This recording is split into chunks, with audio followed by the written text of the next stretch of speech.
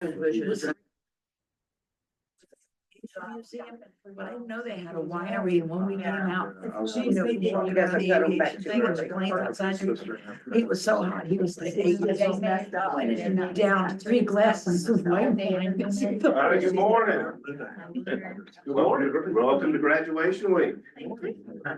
You guys made it. I didn't flunk me. No, nobody's ever flunked. I flunked. Even you didn't flunk. I flunked. Look at my paper, you'll say I flunked. You have so much to be proud of yourself. You're in the 7th week. It's almost like the 7th inning. You need to get up and take the cut off the bone type of thing.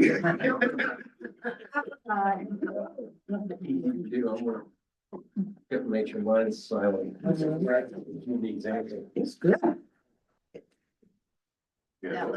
I never, like I said, I never take mine off silence. It was a scam. I know mine's almost always left on silent, but I have to turn it on, why she can never reach. Anyway, congratulations. You have made it. Not yet. Well, you do have to show up at graduation. That would be a terrible one to miss. Last day. Yeah, last day. We do have a lot of fun. So today, as usually for the last day, I usually try to come up with a game that you haven't played, but then I thought, you've enjoyed this game so much, we're gonna go back and we're gonna do Rollick, which is Angela's favorite. Angela's favorite, Tracy's favorite. It's a hacking out. Oh. What is it? Charades. Charades, that's it. Charades. Oh, I don't know why they call it Rollick, so they could sell it.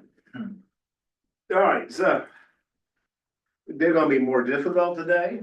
They're gonna require both, you're gonna use the red side. It's gonna be 2 of you. We'll switch it up. That's a having look, okay? I don't. You should. Yeah. Oh, God.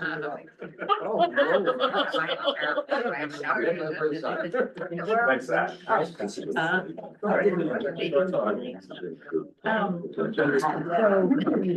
don't even know.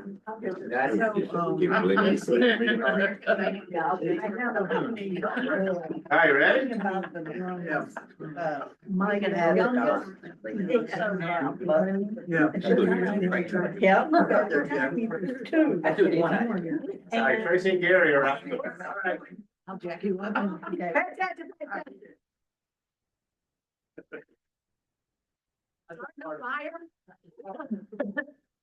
Smoking relation. I'm Job. All right, Gary. You did good. I'm glad we. Well, we can do this, huh? Who's warming up? I was trying to get your attention. Oh, attention. He did say it wasn't part of it, but. But some people were, paying attention. I wish I could have made some food flash now. Stick it in his mouth and we'll do it. Great. I borrow one of the great projectile.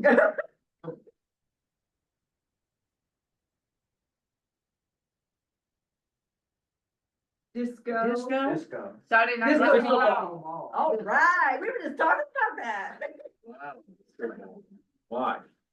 Why? I told you, she was just dressed like she normally dresses, she could have been the disco ball. Like Barbara. Uh-oh.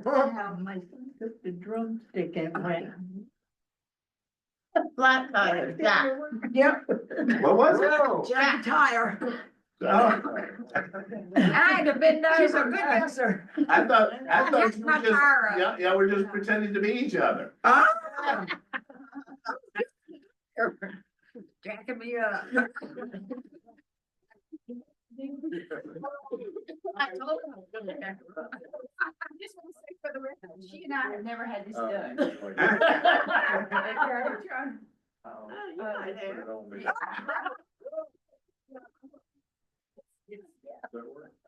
I just have to. Plastic surgery. That's it.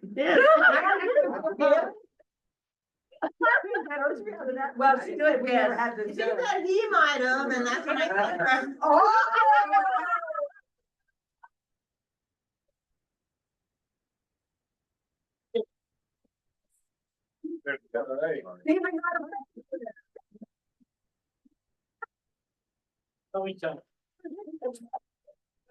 I got a butt lift. And I was thinking of butt lift. What Talks. What? Nipple rings. Oh, my God. Oh, Shock Therapy. I knew that. EKG. The thing, like. defibrillator. Defibrillator. Come on. Jump start. Jump start. Like for, I was thinking for the heart. Yeah. I told him there was a, Oh, my goodness. All right.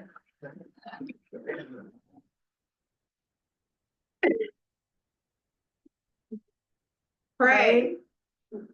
Last rites. Funeral. Yes. Oh, my. Oh, my goodness. Oh, you were the dead one. Like this.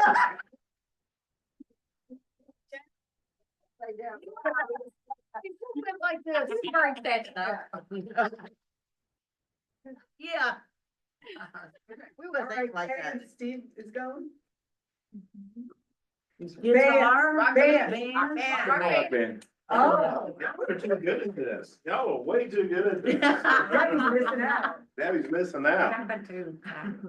Yeah. Is if we doing the red sign, I'm assuming. Mhm. gotta do it again. Keep doing it this fast. That's right, okay. Trying to think of who was together. All right. Go. Fishing, fly fishing. Tennis. Sword fighting. Table Badminton, tennis. badminton, Badminton. fencing, badminton. There you go. Big ball. I'm on it today. All right, ladies. Oh, man. Oh, wait a minute.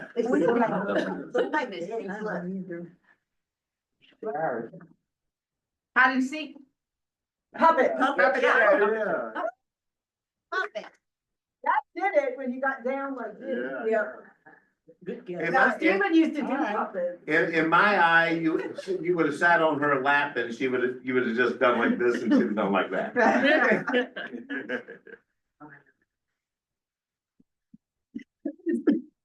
Boxing, fighting.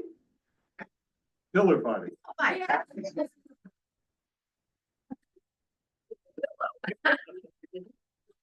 Yeah, we're gonna get you some real pillows, let's give it a shot. Oh, yeah.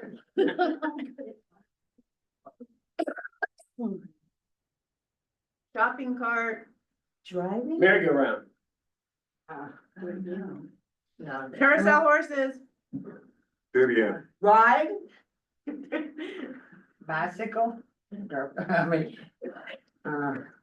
Choo-choo train. They go in circles? Shopping cart. Traffic Merry-go-round. circle. Circles. Going to circles. Carousel. Carousel. Carousel. Ferris wheel. Round of, Covered. turntable. Oh. Revolving door. Okay.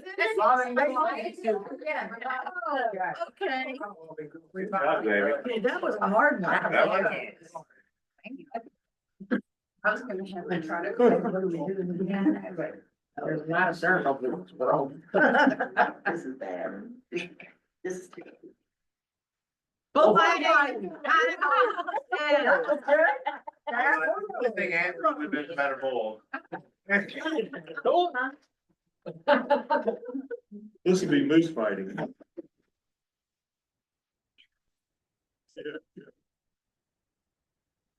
Uh-oh, what's going on? Quiet. Nap time. Yeah, Library. mute. Vibrant, whispering, quiet. Both in Gossip? silence, both in Gossip? silence, Oh, God. sworn to silence. Tell a secret? Sound of silence. First word. Secret word. Secret password. Victoria. Secret, Victoria secret. Secret words. Secret sauce. message. Secret game, secret. Yeah. Secret shooter. Secret agent. Got it. Oh.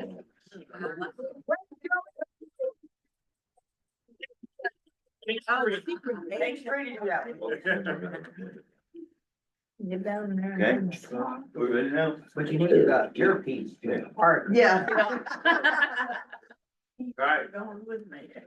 My days are going. Outlet, Wall, extension cord, street, Wall Street. Electric slide. or that's. I've done that one. All right, really hard, blue side, Oh, my God. really hard, blue side. Oh, my God. No, you looked at it. No, I really didn't look at it. No. Yeah. I think you do that. God. No, No. but I'll jump in. Okay. Oh, gee. Gomez done. Yeah. You had a better one. Slapping. This is. Right? Nightmare. No, That's what I see at nightmare. Yeah, you're right. that was good. Really in sync with the tree. I don't like having nightmares. Me either. I can never go back to sleep. Yeah. Yeah, let's do that.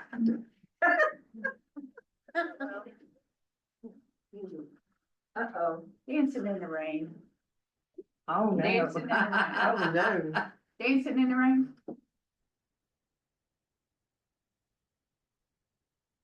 What? Shower. Rain? Shower. Rain Shower shower. on my head, shower. Rainstorm, April Thunderstorm. Thunderstorm, Lightning. lightning, Catch a star? lightning storm. Pictures. What? Sky. Rainstorm. Shade. Yes. Yeah. Shade. Shade. My time, I can't be in the beach. oh. We went down in the rain.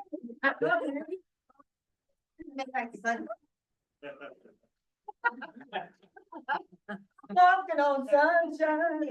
Oh, You can do it. Stretching. Spandex. That's it. Yeah. I'm so glad I had on my spandex. I don't know how else you can get there. Oh, blue. Pickle up. Bagpipes. Oh, geez. Was really. You get that? With a bag, yeah, a bag, a bag. The bag.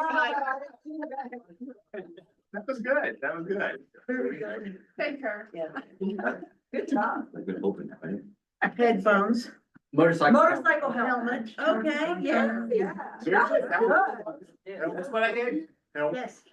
Helmet. Thank you, Stephen. I got it. That's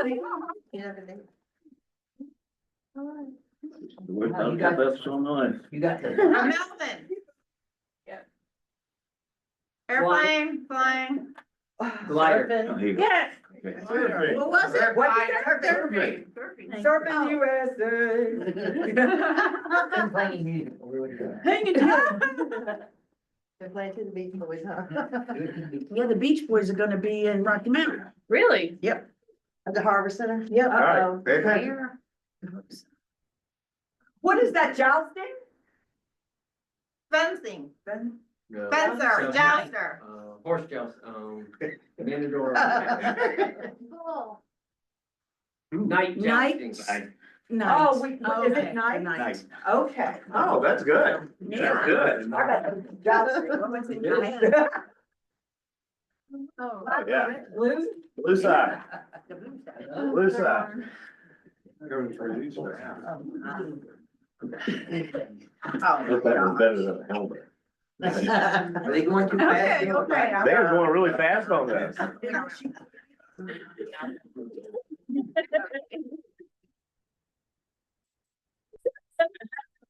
Well, I would do that one.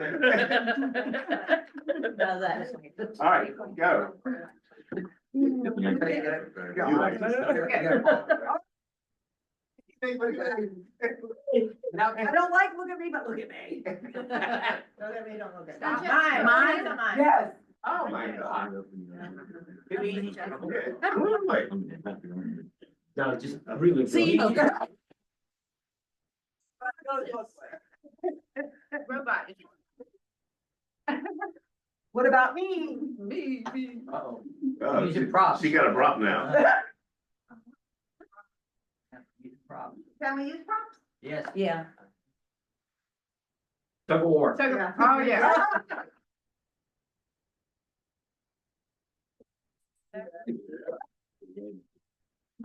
Oh, it went pretty fast. But it was two of them. Yeah. All right. Sleeping Beauty. Nope.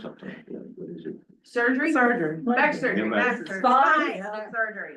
Back surgery, spine, spinal cord. The other word. Backbone. Oh. Operation. Operation. With the O. It has goes to top. Oh. We look so remote. We're just gonna have to. Frog. Oh, no. Fetch. Frog. That's it. Oh, my gosh. I like it, good job. I like it.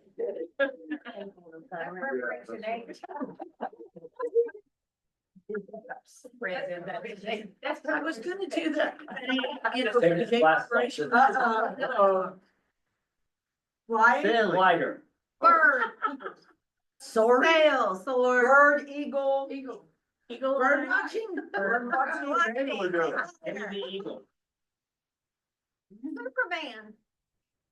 Is it? Superhero. Superhero. Superhero. Yes, Batman. Answer, what'd you do on that?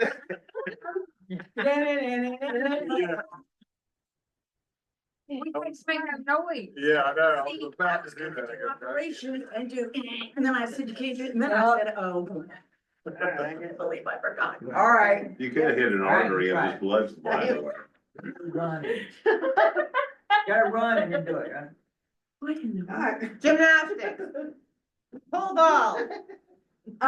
Somersault, Cartwheel. cartwheel. Belly flop. Round off. Belly flop. Belly flop. You got Oh.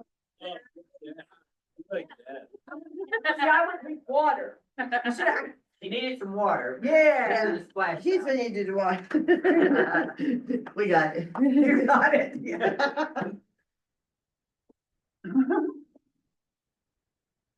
Trying to look sexy. Garter belt.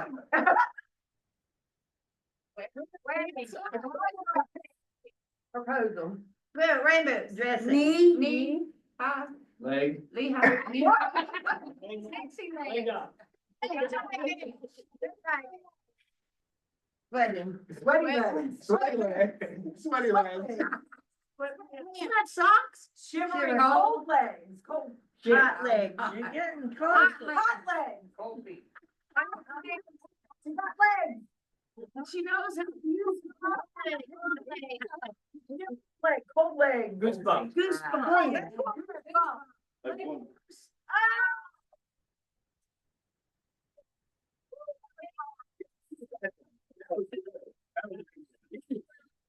That was a hard one.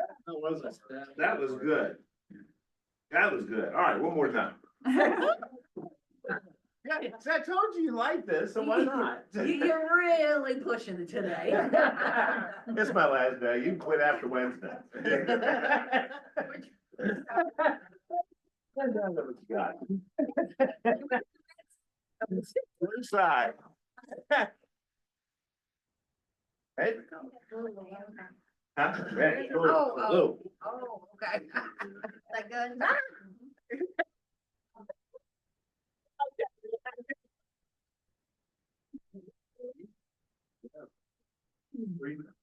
All right, you just. Ready? Yep. We gotta do the nose. Earrings. Earrings.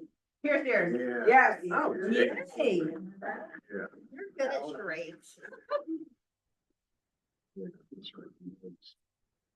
All right. Punch in the eye. Black eye. Fist fight. You got it. I had a black eye once. I'll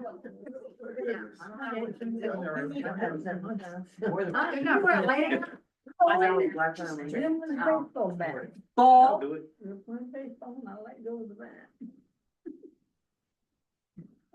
Kangaroo, race. Oh, diving board?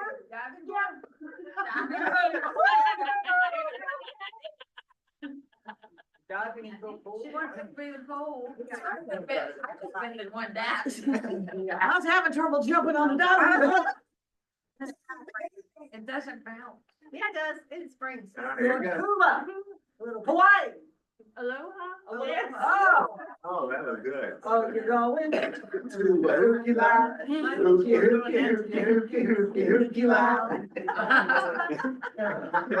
Know that. Elephant tusk, elephant tusks, elephant Elephant. ears.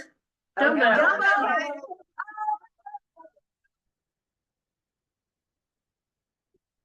Bad. That's great. Yeah. Yeah. Oh, yeah. You're getting hot.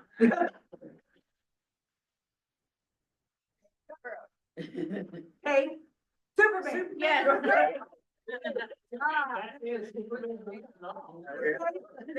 Did it. Wait to see what Kay's doing, cause that, I never heard a laugh out of her like that one. Belly button.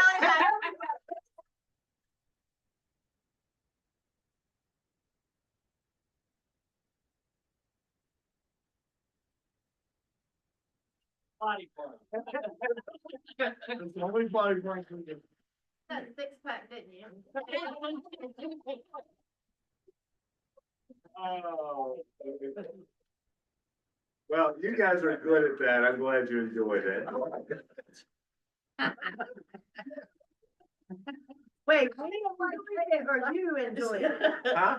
We enjoyed it or you enjoyed it? Y'all enjoyed it. I You don't have enjoyed this- it. At this point, You I don't think- have all that on video, do you? No. Oh, good. Oh, I good. can see blackmail in there somewhere. Oh, come on, hot now. Oh, it's getting hot in here. Turn the AC on.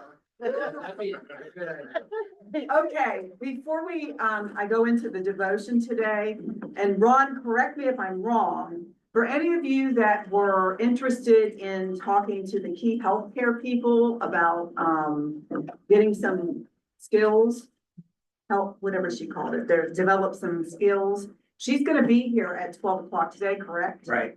So at 12 o'clock, her name is Hilda Morris. She's the executive director of Key Healthcare, and she's gonna be here to talk to those of you who are interested. So I just wanted to make you aware of that, okay?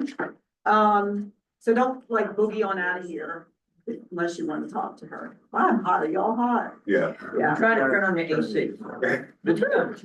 It's coming. You don't want to too much? I don't want to show my belly button. It's funny, it's me. Open that back door. Like, I like. The alarm gonna go off? No. $3. Maybe a chair, keep it open. You don't want to go down too. Every time you had the training in here, we Yes. had no AC. And it was hot as Hades in It's like July. 100 We had no light. We opened the blinds. We Open had that the door door. open and we just got her done. There were like 40 people in here Oh, hey. in chairs. We were, Hot day. and nobody left. But- So it was a good day. That feels wonderful. Thank you. So, how many of you have ever felt stuck? Yeah. Right? You just feel stuck. Me, I can't stand the feeling of feeling stuck. Can you? To me, it's like being in a car Yeah. and you know your tires are in the mud and you keep just spinning and spinning and just get deeper and deeper and you can't get unstuck. The Right. Jeep and the sheep that's stuck in the muck. Look. But even for me, I hate being stuck at home. Or when I would have my car worked on and it was getting serviced, I could not stand the thought of not being able to leave and do what, even if it was I need to go pick up lunch or whatever, even if I didn't have anything to do, I cannot stand to feel like I'm stuck and unable to do what I want to do. I hate that feeling. Do you? Yes. I feel trapped. I don't like that. Sometimes we can feel that way in life, right? We feel stuck. We feel trapped.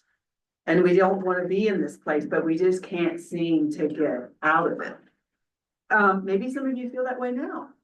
And that's what this class is kind of about, to get us unstuck, to get us moving forward in a different direction. So for some of you, maybe you're being stuck is old habits, old memories, old relationships, old fears, and even old thinking that can keep us stuck. But here's the thing, you may be a product of your past, because let's be honest, you definitely have been shaped by the good and the bad in your life, right? But you don't have to be a prisoner to your past. There's a difference. You can be free. And the cool thing is, it's because of Jesus, obviously. You can start a new life, and he makes it possible for us to press this reset button, to get unstuck, to start fresh, to start anew. So here's what God has to say. And this is Isaiah. And this is what he says about your past. Forget what happened before. Don't think about the past. Look at the new thing I'm doing. It's already happening. Don't you see it? See, there's a reason God tells us not to focus constantly on our past. I had family members that still do that, and they're miserable.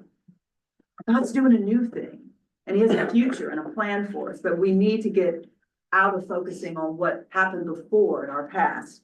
So if we're always looking in the think about it when you're driving. If you're always looking in the rear view mirror, you can't get where you're gonna go, where you wanna go, and you're probably gonna wreck, right? You gotta look forward. So the only way we can move forward in life is to look at our right now, to look at our future. We're gonna be making plans and making steps to do that, right? Because no matter what happened to you in your past, the past is the past. It's over. You can't change it. So why do we dwell on it? God wants to do something new in you, in me, and all of us. He wants to show us things that he wants to change in us so we can grow and live out our purpose, because he has something for each and every one of us, and it looks different. I'm already seeing things in all of you that God has plans for you, and that's exciting. The truth is, God specializes in fresh starts and new beginning. That's his cup of tea. That's what he does. Think about King David. He was the youngest of 8 sons of Jesse. He was a farmer, a shepherd. So David likely spent most of his time in the fields, herding sheep, until one day he was anointed the king of Israel. Why did God choose David? Because David had a heart after God's, right? But David was human, just like us. David made mistakes. David was imperfect. David had weaknesses. Matter of fact, David wrote this psalm I'm going to read you after he stole another man's wife, and then he had him killed. And this is what he wrote. He cried out to God. God, be merciful to me because of your faithful love. Because of your great compassion, erase all the wrongs I have done. Scrub away my guilt, wash me clean from my sin. I know I have done wrong. I remember the sin all the time, God. Remove it and make me pure. Wash me until I am whiter than snow. Let me hear sounds of joy and happiness again. Let the bones you crushed be happy again. Don't look at my sins. Erase them all, God. Create a pure heart in me and make my spirit strong. Don't push me away or take your Holy Spirit from me. Your help made me so happy. God, give me joy again. What was that one? Psalms, what? Psalms, it's 51, verses 1 through 3, and then I've skipped down to verses 7 and 12 from that. But that was David. That's why I love David so much, because he was real and he would cry out they were like laminate prayers, and he would cry out to God, and he was raw and honest. He said, God, this is where I am. This is what I've done. God, this is what I fear. But God, I know you are good. But God, I know you will show up in my life. And God wants us to do that. So whatever that struggle is for you, whatever you're dealing with right now, whatever mess you're in, God wants you to come. Tell him the truth. And then he's going to speak to your heart, and he's going to take you someplace better. I promise you that. So the truth is, we all know life is hard sometimes, right? And we all make mistakes, but God is the God of second chances. No matter how far we've strayed, some of us talked about that, how we're not as close to God as we once were. God didn't go anywhere. We did. We strayed, right? No matter what we've done or how badly we failed, God is waiting for us to come like David and be honest. God is willing to give us a second chance to start over. So, are you ready for God to do something new in your life? This is what this class is all about. Where do you need, here's the question, where do you need a reset? Or a fresh start? Maybe it's your relationship with God, you need to start there. Maybe you need a reset in your priorities. Maybe it's your relationships. What about your marriage? Maybe it's your habits and how you use your time. What about your finances? Or even your stinking thinking? That'll get you nowhere good, right? Where do you need a reset? Where do you need a fresh start? So God wants to do something new in your life. And that's what we're going to be talking about. These are the steps you're going to be taking to make those plans, right? These goals that you're going to set. It's a reset. It's a new start. It's a fresh start. And that's exciting. It could be scary too, but look how far you've come. And you're going to see on the last day when we talk, we'll talk about where you, on the first day where you were, and then on the last day where you are. So you're going to be just blown away by the difference you've made in such a short period of time. But this is just the beginning. God has so much more for you. So let us pray and then we'll get started, okay? So Father, I just love the laughter in here, and I know you do too, Lord. You give us laughter and joy, God. Joy just makes our hearts so happy. So Lord, today we offer ourselves to you. God, we are open to whatever you have for each and every one of us, that we would never stop learning. God, that we would never stop coming to you, seeking your wisdom, seeking your strength. And God, that you would do something amazing in each and every one of us. That you would make us aware of what you have. And that God, you would give us the courage to continue to take those steps forward, to leave whatever it is behind, and you step by step, hand in hand with you, that we would go someplace better. That's exciting. So Lord, we thank you, we love you, and God, we need you. And it's in Jesus' name I pray. Amen. Amen. All right, so before we start today, Eric, so You got something stuck? yeah, Throat. yeah, Angela. You went and toured Agape this week. Yes. Would you tell the class what your experience was, what your thoughts were? It's really amazing. It's like, I've been into a lot of like, not necessarily places like Agape, but food pantries. And it's the most organized I've ever seen. So that means you didn't make it back to my area, Logan. I did. I thought the same thing. I took her there. Yeah. You weren't there though. Ah, maybe that's why. That explains it. That's the problem. You're not there enough. Well, he's there a lot, comes early. Yeah, But, it's just like amazing how, I think it takes like 30 people to open in the morning. And so, but it's just amazing how organized it is. what was your biggest takeaway from that, Besides being organized. besides being organized? Um, What was it that you told Tracy about, the class ending and all of that?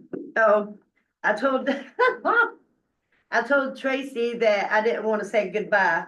So I was just gonna join the family. And I said, welcome to the family. So I would encourage you, I mean, if you filled out an application, come on in, just, you'll be amazed Do at, they call us or we just go and tell them? they should call. Yeah, Because It wouldn't hurt to follow up and say you had put in an application and to set up an appointment. Yeah. And remind them you're in this class. Right. but yeah, I would encourage you. there's so much more than what you see. There's so many people that sacrifice and have for 20 years. You think about thousands of people that have come before us. I mean, it's amazing the sacrifices that people have made over the years, not only financially, but of their time. And there's only one reason. The reason is because they want to give back and they want to make a difference in people's lives. Because we're not just a food bank. You come here because it's about building relationships. It's about meeting with a mentor. You can literally get food, clothing, and furniture from any number of other places around here. But that's not what Agape is all about. And trust me, all the volunteers, especially in leadership, are excited for you. They love that you're in this class. They're praying for you. That's why you see some volunteer to serve you breakfast. They want to be, even if it's a little bit to do with people's lives being changed, it matters to them. So just know that they really care about all of you. Yeah, so not only does Agape make this available for us, but the volunteers spend their extra time cooking food to make sure that you always have something hot to eat, something nutritious.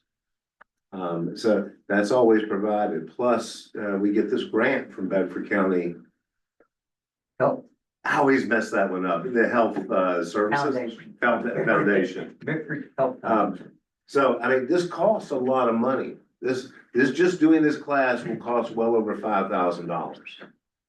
Because once again, it's the gift cards, it's the cost of all the supplies, it's everything else. But Bedford County cares about this too. All right, it's important because what they want, just like everybody else, we want to see your life change. Think about that. People that never had a cheerleader in their life, no one rooting for them. I never did. You have so many people rooting for you. So many people wanting the best for you. So many people praying for you. That's awesome. So this is really not just about you showing up to a class. It's really the hope and the prayer that you do something with this, that we give you the tools, that you make choices. And then the question comes up is, how do we determine whether or not you're successful? You know, Success looks different for everybody. For some of you, it's gonna be mean setting boundaries. For others of you, it'll be getting a job, making different choices, getting out of poverty.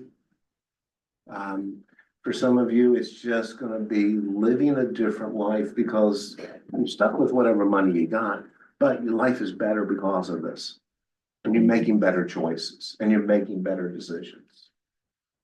So it's hard to just put a label on what constitutes success, because if you move one step closer to the reality of who God wants you to be and who you possibly can be, then that's success.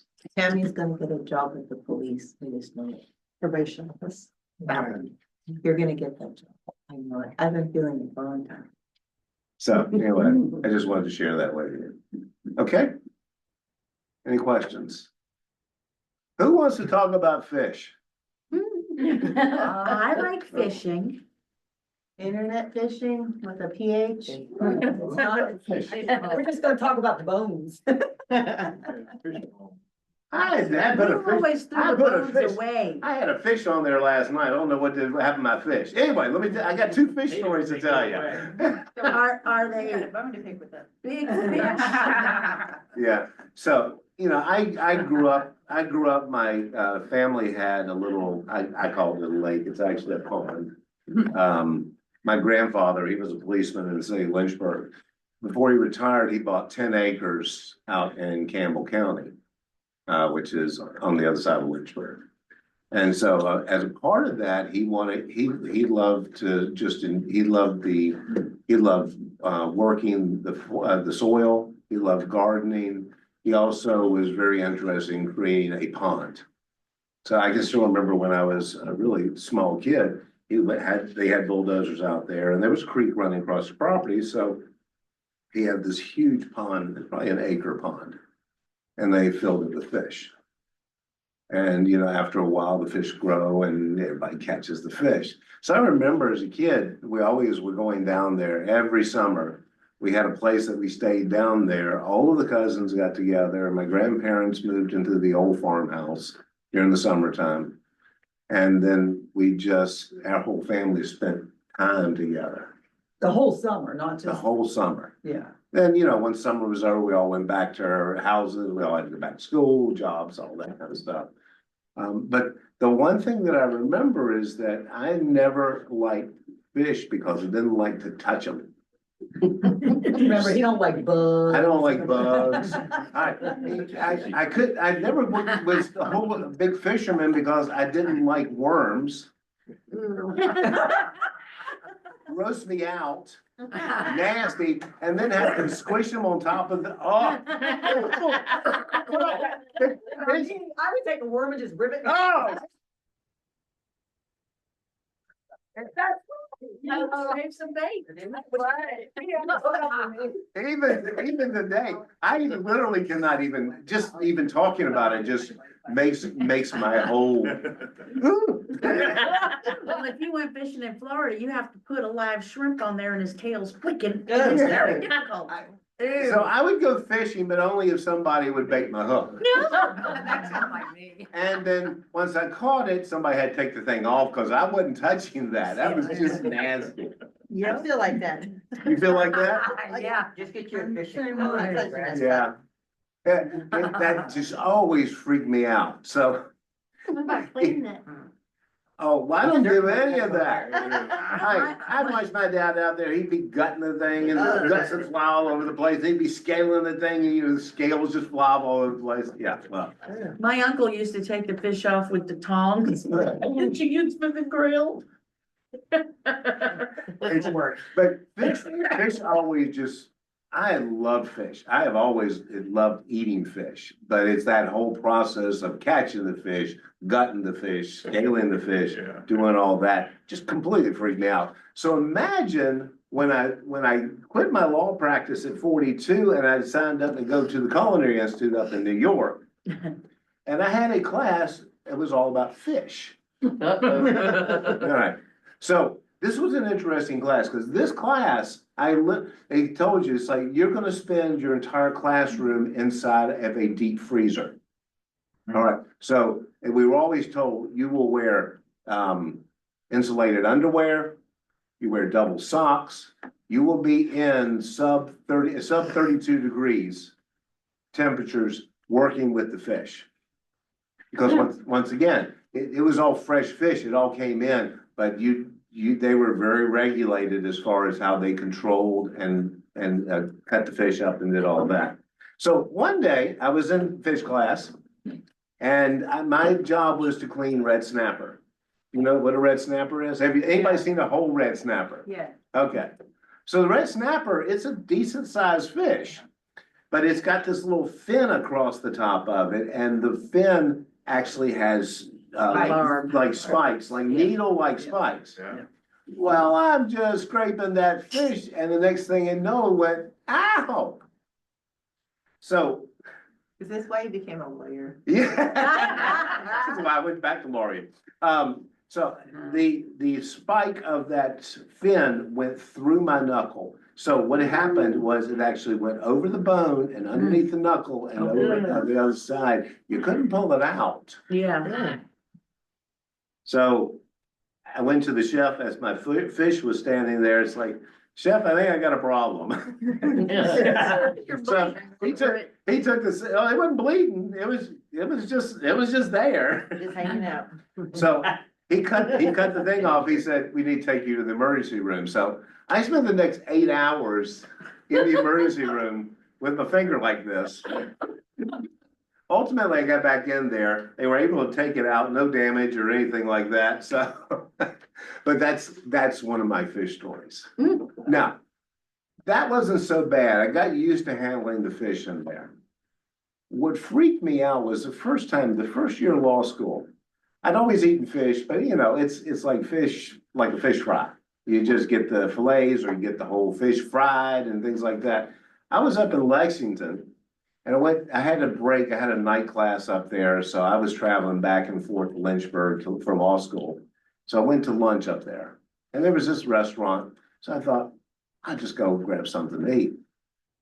So I ordered the fish.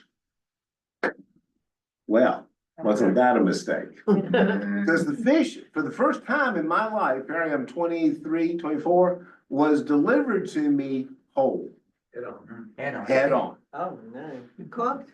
Oh, yeah, cooked. Oh, yeah. All right, but I'd never seen a fish that wasn't fried, that had its head on, and I'm expected to eat this thing. So what I did is, I first thought, it's like, I don't know that I can do this.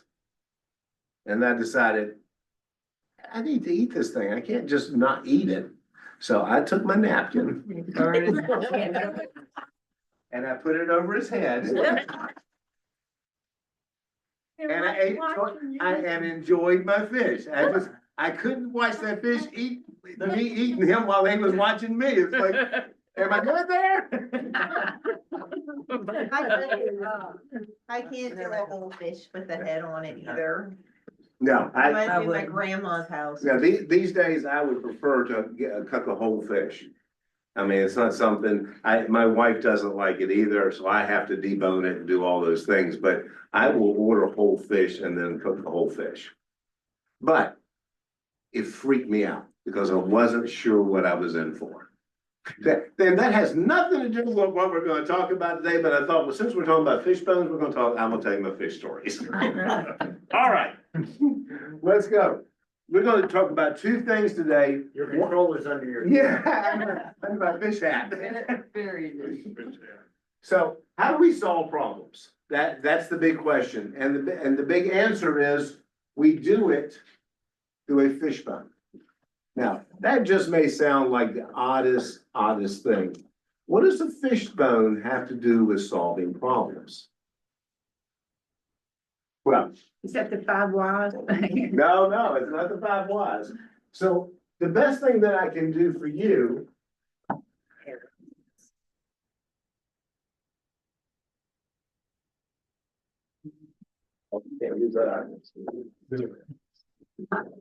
Oh, my Cookie Monster.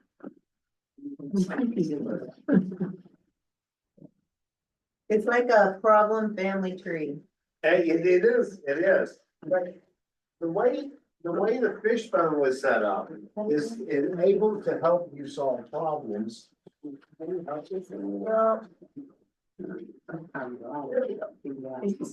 Anywhere. We're gonna put this thing together and then we're gonna solve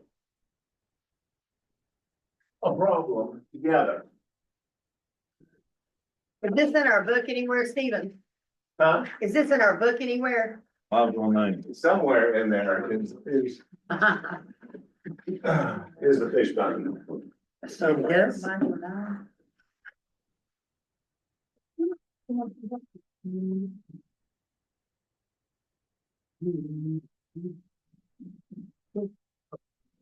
Keep going, here.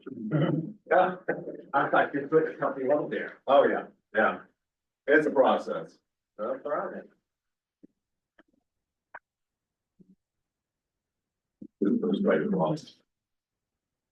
There. Fine. No, normally nothing's in there.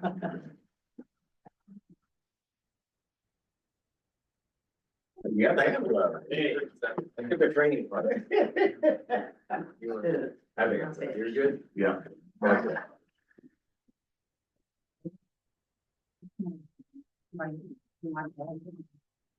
What's the problem gonna be? What's your problem gonna be? Well, the problem is going to be. Is Rule somewhere in the code. Yeah, something. We got else writing on that.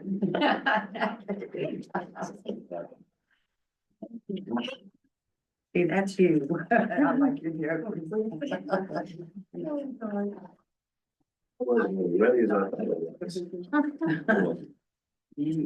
Your hands stand out. No, I'm not ready for that. Okay. We have a learn part, graduation learning session.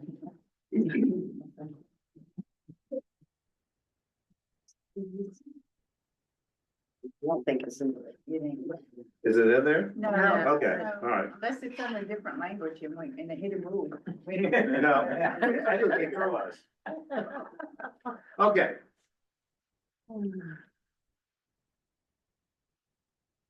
So what we're gonna do is, we're gonna create a goal. So this is the start of creating goals.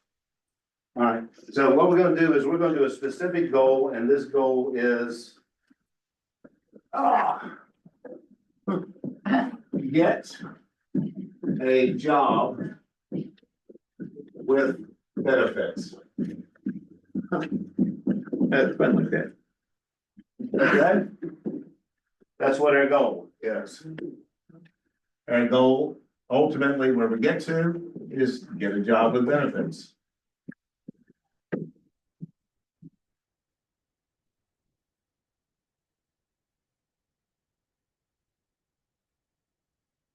The question is, how do we do that?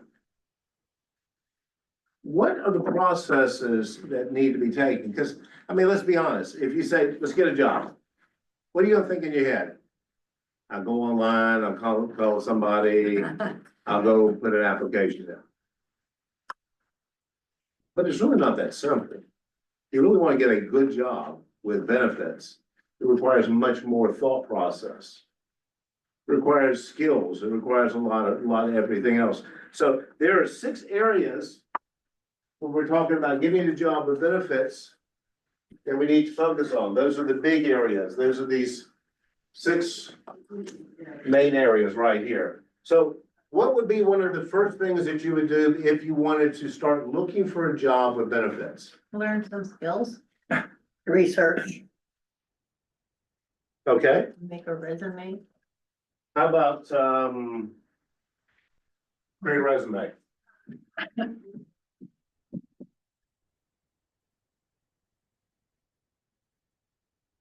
Okay, now, part of that creating a resume, we'll come back in a second. What's another one? How are we gonna find that job? We're gonna look for it? We're gonna look for openings? Make like a profile on LinkedIn or something. Alright, so let's find openings.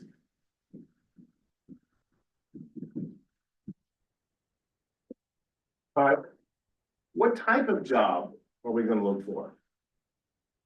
One that got some experience in. Could be, but we gotta determine what type of job we want, right? So. What type of job?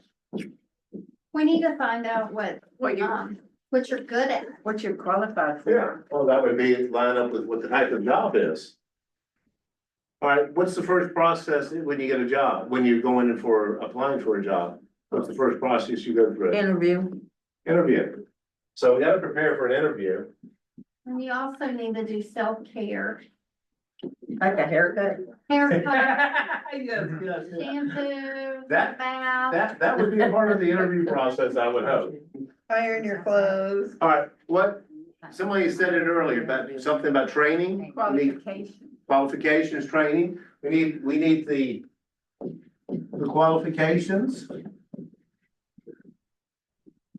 And our training, I would think you need that before the interview, because if you don't have that, why go for the interview? they're fishbones. We're gonna get there. It's not a chronological order, it's a necessary, it's a part of what all the processes are in order to get a good job with It's like the benefits. chicken that goes for an interview at Chick-fil-A. He doesn't know what he's going to get hired for, but he's gonna go to the interview. Oh, well, I thought we were doing this in order. All right, Sorry. so what would be another thing, another process in which, somebody said it earlier, LinkedIn? Yeah. All right, social networking, or let's talk about social capital.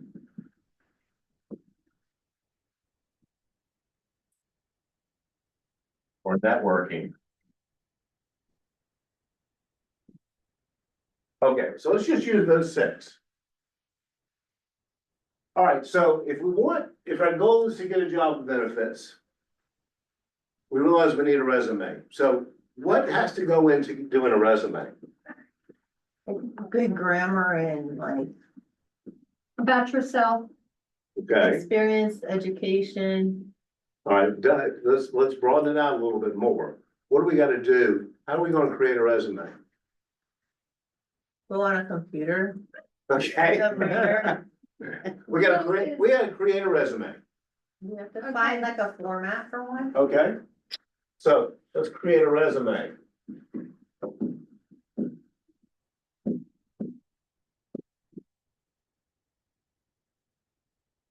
And from that, we're gonna write the draft. Write the draft. A-F-T. All right, so we're gonna write a draft. We just gonna do the draft and send it in? No. What are we gonna do? Print it on nice paper. Okay, Type it. Make okay. sure it's spaced and all of that and margins are right. But what if we've never written a resume before? We have to get how to write a resume for dummies book. You can do that. What's another option? That's where you need Social networking. networking. That's where you need networking. And it is a part of that, yes. You need somebody to review it.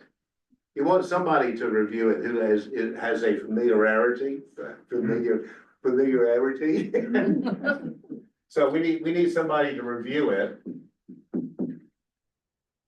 Did you know that in Franklin County, Roanoke, Lynchburg, there is a place called Virginia Career Works? Yep. You ever heard of that? So Virginia Career Works.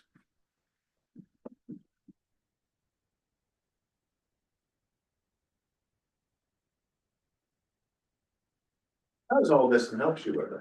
Doesn't the Franklin Center help you with that too? Mhm. In Rocky Mount? Yeah, Franklin, Okay. Roanoke, Lynchburg. Yeah.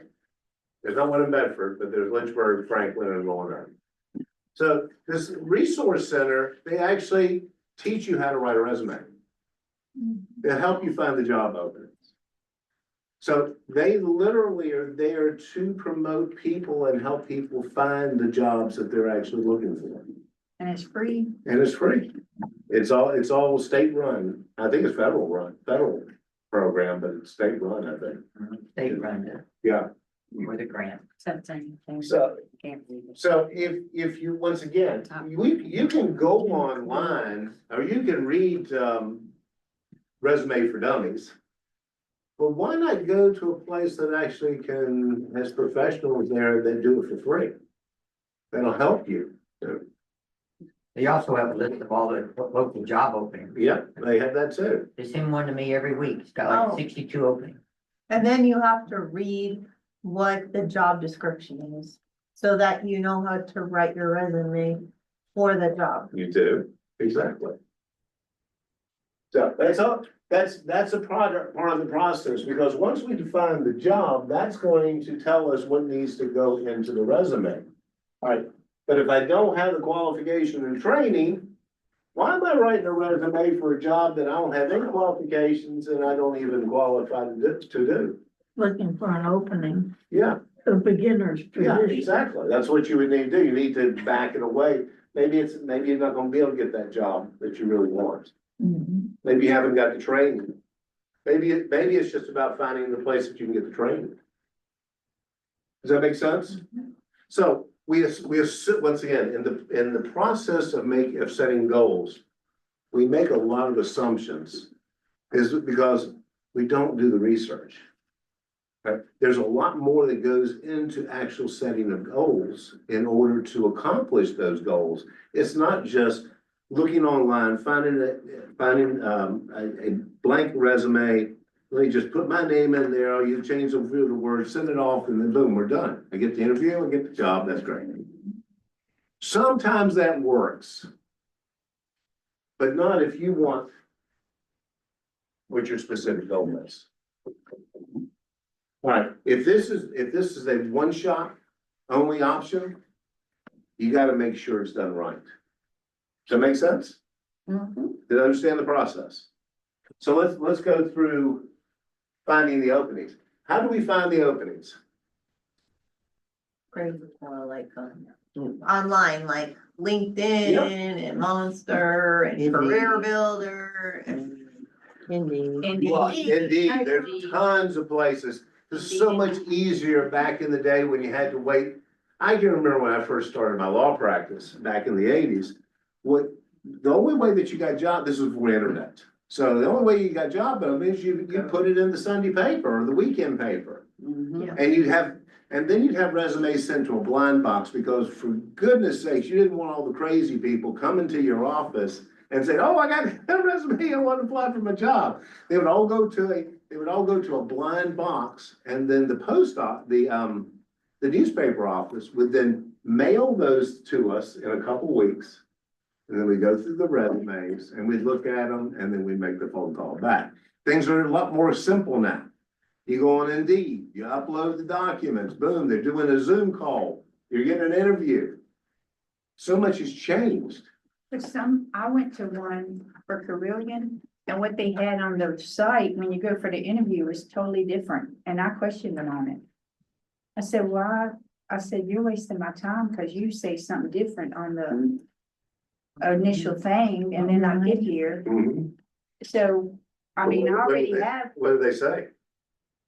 They didn't have they said, well, we don't make that up. And I'm like, well, somebody in your company did. Yeah, it's like- job interview didn't go that well, did it? No, I didn't get it because what I was going for was based on what I read. Okay. And then when I got there, they said something different and I questioned them on it. So you So weren't interested in from that that job to begin with. experience, of course, it caused me to have trust issues with online stuff. Yeah. I Well- mean, and it's frustrating. I'm old school. I rather do in-face stuff, but Most people don't because do of all that. this AI stuff, it's not.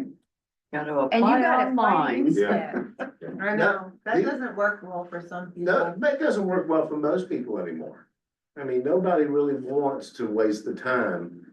Now, you gotta remember, so we've been in this place where we've got 4 jobs for every person that wants a job. That's coming down substantially. All right, so employers just needed a body to show them. Right, when you got more jobs than you've got for people to fill them, then like everything else, it's a matter of this is when the employee has the power. Because employers need to fill a spot. It's the reason why pay increases. Because that's why you get more benefits. Because there's such a small workforce to fill all of the jobs. That's why everything has increased in the past few years. What's gonna change if we end up going into a recession or people start losing their jobs, there are less jobs for everybody looking. When that happens, employers start looking to cut costs. So all of those people that they hired at the higher rate, at the higher rates,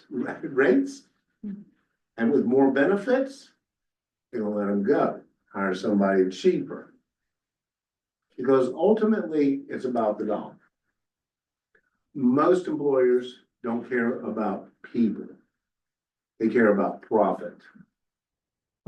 And that's a hard thing, especially in this day and age, to deal with. But the hospitals have become this huge conglomeration of corporate people who only care about the bottom line.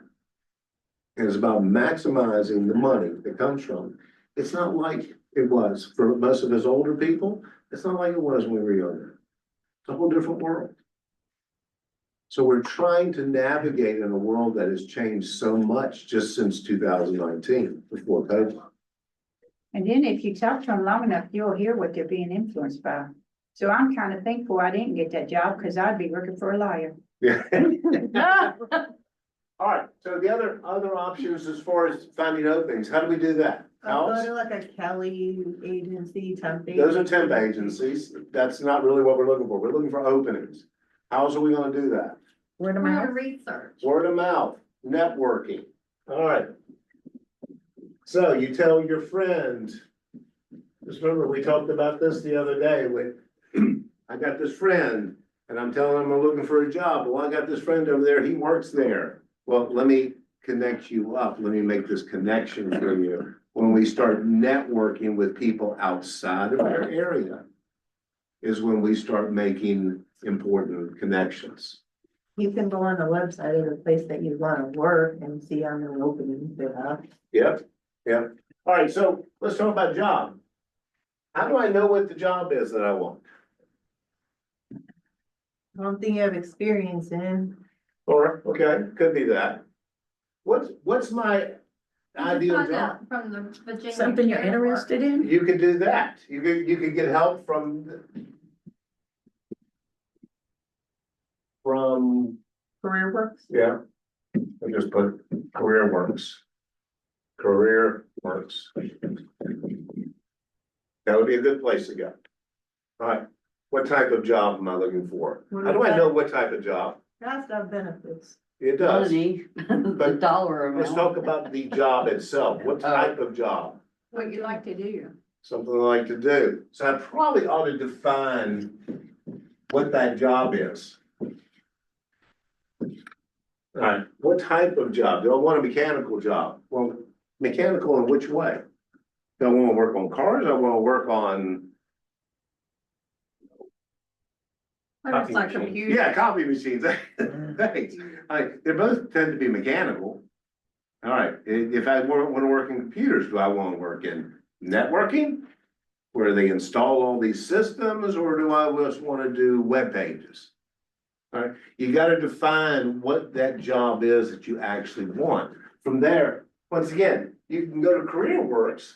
They'll put you through a bunch of questionnaires that help you define what your interests are. Doesn't temp agencies do the same thing? I don't think temp agencies only fill for job slots that they have open. They don't care. They just have the job to fill it because they're making money on every person that they send over there. And the jobs are temporary. Yeah, the And they don't job's have temporary. benefits. Unless they decide they like you. Yeah, but that's usually after it's usually after 6 months to a year. So I use temp agencies, so temp agencies charge the employer, let's say $15 an hour for this person. They're gonna pay you $8 an hour. They get paid way less than if. Yeah, so they're gonna take all the taxes out. Yeah. Because I, as the buyer of the person who's coming in as a temp agent, I don't have to pay taxes on them. So the temp agency is gonna take all the taxes and everything else is profit except what they give to you. That make sense? Okay. So. We got that job. We got a great resume. We found the opening. We know exactly what the type of job that we're looking for. Now we've got to interview. Go on Glassdoor and find out their interview questions. Because they ask those, This they is ask where you those find out questions. the I have a hidden lot of This experience. is with where you that. need to know the hidden rules. You do. Because they'll tell you exactly, because I prepared, 2 people for jobs, and also I look for jobs through Glassdoor, and they asked me the exact questions, and then they said some kind of answer it, and you're supposed to answer it in some kind of format and all this stuff, like that's what they're looking for, this kind of format. And like you will go in like so much like more prepared if you like study what they want and how the interview goes on Glassdoor. But what if they don't have a computer to do Yeah. that? What if you don't? Library. Library? What if they don't have- Borrow one of your neighbors, go on your phone, go on your friend's phone. Stop making excuses. That's Yeah, don't procrastinate. We can go back to the career workplace. You can literally walk in the door. They'll help you. They'll put you through the paces of how to prepare career works. How to prepare for that interview. A good neighbor that can help you. Have somebody that's skilled in that area, yeah. What else would we need to do if we're gonna prepare for an interview? What Well, would be haircut, important? clothes, dress. Then to go back to the self-care, yes. Okay. Please don't show up as a slob. Okay, so this is the STAR format. This is what a lot of the places want you to answer in. Situation, they give you a situation, a task, an action, and a result. And they want you to answer based on that. So you describe the context of a background situation and you explain the task challenge that you faced. And then you detail the actions that you took to address that. And then you say what the result was. Sounds like a management type of job. Well, I had that. Cause you wouldn't get those kind of answers, I had that questions. for a call center job. That for or a credit emergency, person. like they'll ask you sometimes, what would you do in Yeah. case of an Yeah. emergency? Yeah. Or So how ask would you him, handle what this is your if 5-year one plan? coworker What is your got 5-year into it? plan? It's interesting. Darn it. Has anybody ever been asked in a job interview, what's your 5-year plan? No.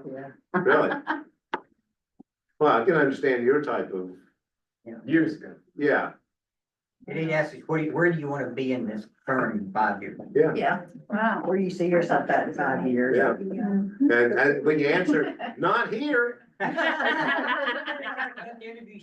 think, okay, well, we'll see you in 5 years then.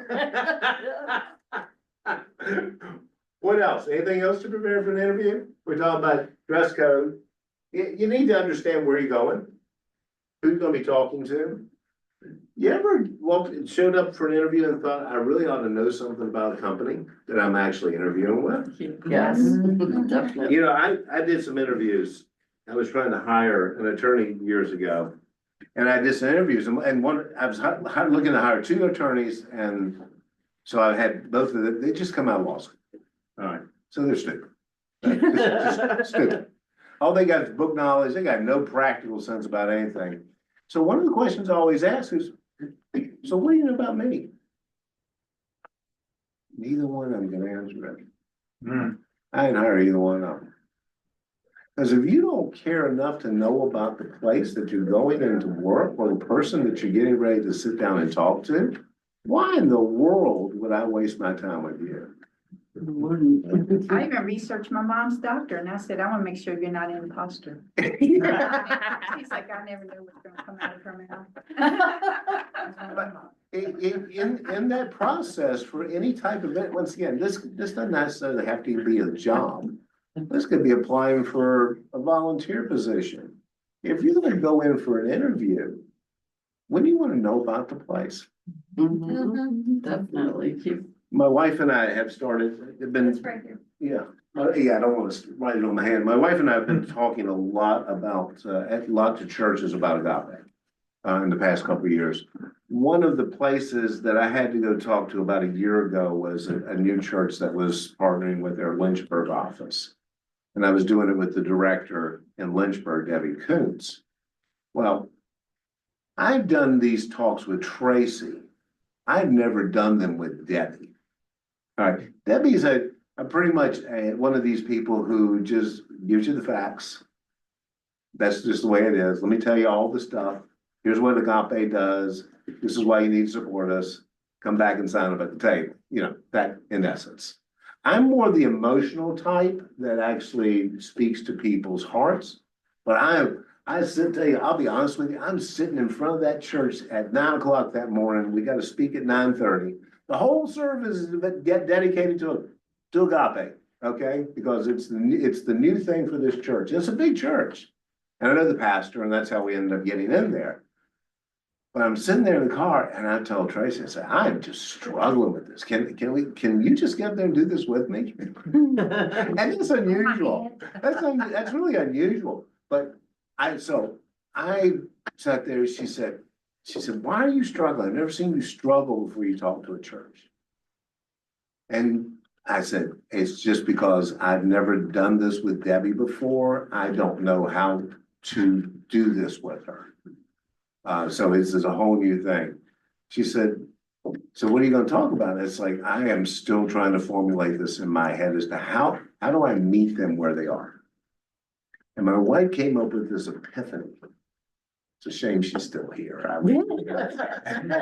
That's the story. You could talk about me. Yeah. She came up with this epiphany, and it has completely altered the way I look at things. She looked at me and she said, what is the church's mission statement? Yeah. What's the church all about? So simple and yet so profound. So when I got up there, all I did was tell them how agape was here to help them fulfill their mission statement. Let us help you. Yes. Bingo.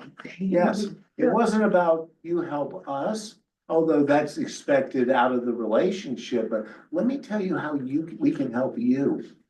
We're here to help you fulfill your mission. This is what your church is all about. Changed everything. Changes the way that I look at things. So when you go and talk to an employer, if you don't know, or talk to anybody, if you don't know what they're all about, then you're cutting yourself short. Because why would they care? If you don't know enough about them, why would they care to hire you? Or let you come and volunteer? So know their vision, know their. Know this stuff, Yeah. yes. Yeah. Stephen, I would take it a little bit further. Okay. And ask that you, because I've been listening to the comments around the table. I'll ask you, put yourself in their position. Hmm? Sit in their chair as a hiring individual. Sit in the chair of the person that owns that company and has financial responsibility for the bottom line. Profit's not evil. Because if there's no profit, there's no business. Yeah. So sit in their chair and understand what is it that they really want from you to make them better. It's good. It's not evil. No. That's good. What did you want from those attorneys that were interviewing? I wanted somebody to come in that was all about the same vision that I had for helping people. Yep. All right. What I got was people coming in wanting a job. Yep. I was looking for the vision. They were looking for the job. We didn't match up. Does that make sense? All right. If I'd gone to that church and talked to them without connecting with their vision, then I've just got a service that we're offering the community, and they feel no connection. So they're not going to come over and serve. They're not going to contribute. They're not going to do all these things because there's no connection.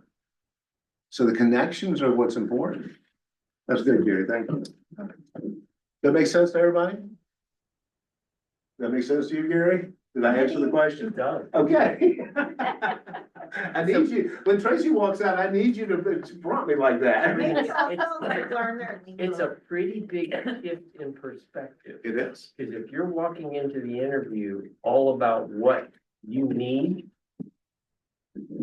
instead of what they need, you're missing a big piece that can help you get the position, but it's also a big piece of what can help you be successful in that job. Yeah.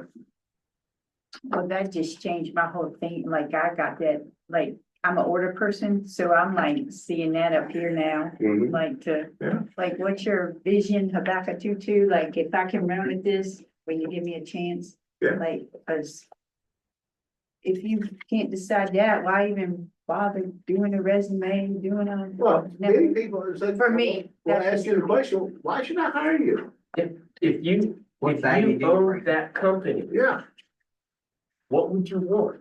yeah, I'll tell you something that happened to me years ago. okay, This is when I had graduated, in criminal justice. I didn't want to be a cop. I hated it. So I was looking for a job and I went to what they called the unemployment office.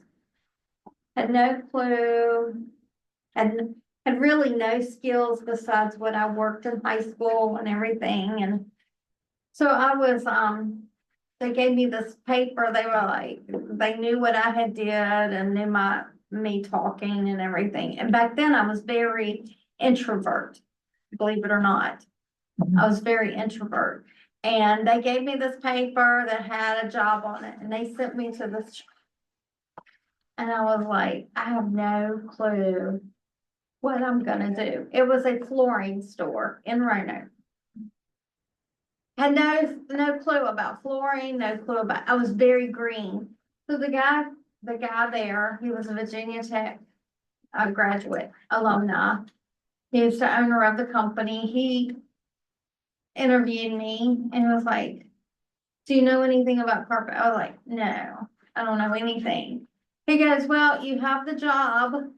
You have the job and, I'm giving you these books and you need to read about it. And you need to go look through all the carpet. You need to figure out what this kind of weave is and this kind of weave and what a stapled carpet is and what a nylon carpet is and polypropylene. And I'm like, I hate this. I hate it. So I had been there like a month and he just kind of like just threw me in. Didn't know anything. Needless to say, this guy sent me back to college, Virginia Tech, to get my interior design degree. And I did it for about 26, 27 years. So even though you go for an interview and you don't know anything about it, it can, if you just open your eyes up and stay there and bear it, it can turn into something really positive. No, it's just like getting on the ground floor. I mean, Well, there's Yeah. you gotta also start at the- the bottom in order to go anywhere. There's also the thing, like, when I used to go hire people sometimes, I would rather hire somebody that didn't know anything sometimes, because then they don't have any bad habits they're bringing to my business. Yep. Because I've seen that so many times. Yeah. It's- Yeah, I'd this- rather start at the ground floor and teach you the way I want it done. my attitude exactly. So I hired a secretary one time, she was the waitress at the Texas Steakhouse. Yeah. She was excellent. She's blonde-headed. No, she wasn't blonde. She was waiting on us and she just had a good memory. She didn't write it down, she could remember everything. Yeah. So by the time we were done with that day, I looked at her, I said, "Do you want a job?" Because I was looking for another person. I wanted somebody who was organized, had good memory and all of this, and I just saw that in her. And so she came to interview and I hired her. At first, she was like, are you serious? Like, she just thought he was pulling her leg, No. and then, she ended up working out, but bottom line is, like you said, it got her in the door, she Yeah. was just waitressing. Now she got some skills, which built up her confidence, and she went off, and then she eventually went to pharmacy school. Yeah, pharmacy school. And now she's a pharmacist. Yeah. So that's the way it works, Yeah. right? Somebody gives you a chance, notices you have a good memory. I would love to offer you a job. And then she came in and it's hard to work for him, so she did well. Yeah, Yeah. it was hard, but it's just the small things like that. I wasn't looking I had my whole office staff there that day. I don't know, we were doing lunch or doing something. I think it was just us. Just us? Yeah, I think it was. No, just us? yeah. All right, well, shows you how much I remember. All right, let's go back to this. So when we're preparing for the interview, we talked about the dress, cleanliness, Practice your interview skills. practice. Have an open mind. And learn our mission statement. Right? Learn What is that company all about? What's it- mission. You do not want to go into a place and say, I don't know anything about you. Well, why don't you tell me about yourself? No, let's just go on to something else. This really wasn't that important to you. That's how I would feel if you came in and said that. This wasn't that important. You didn't care enough to do a little bit of research to find out about the job that you were applying for. You don't really care. You won't last. But how I got the job with him, I didn't know anything about him, to be honest. That was 1991. Before you got married? Yeah. Yeah. When 1991 was moving here, I was buying a house and the realtor asked me, how else can I help you? I was living in North Carolina, probably Camp Virginia. And I said, I really need a job. And she said, what do you do? And I said, well, I'm legal field. Well, he was doing my closing. So she set up a job interview, see, connections. Set up a job interview for me. He interviewed me. He made me wait. I drove all the way from North Carolina. And he made me wait for a very long time. I was busy that day, apparently. Flooded her out. And so when I went up for the interview, the lady that was the receptionist, she said, "You here for the interview?" She said, "Good luck with that."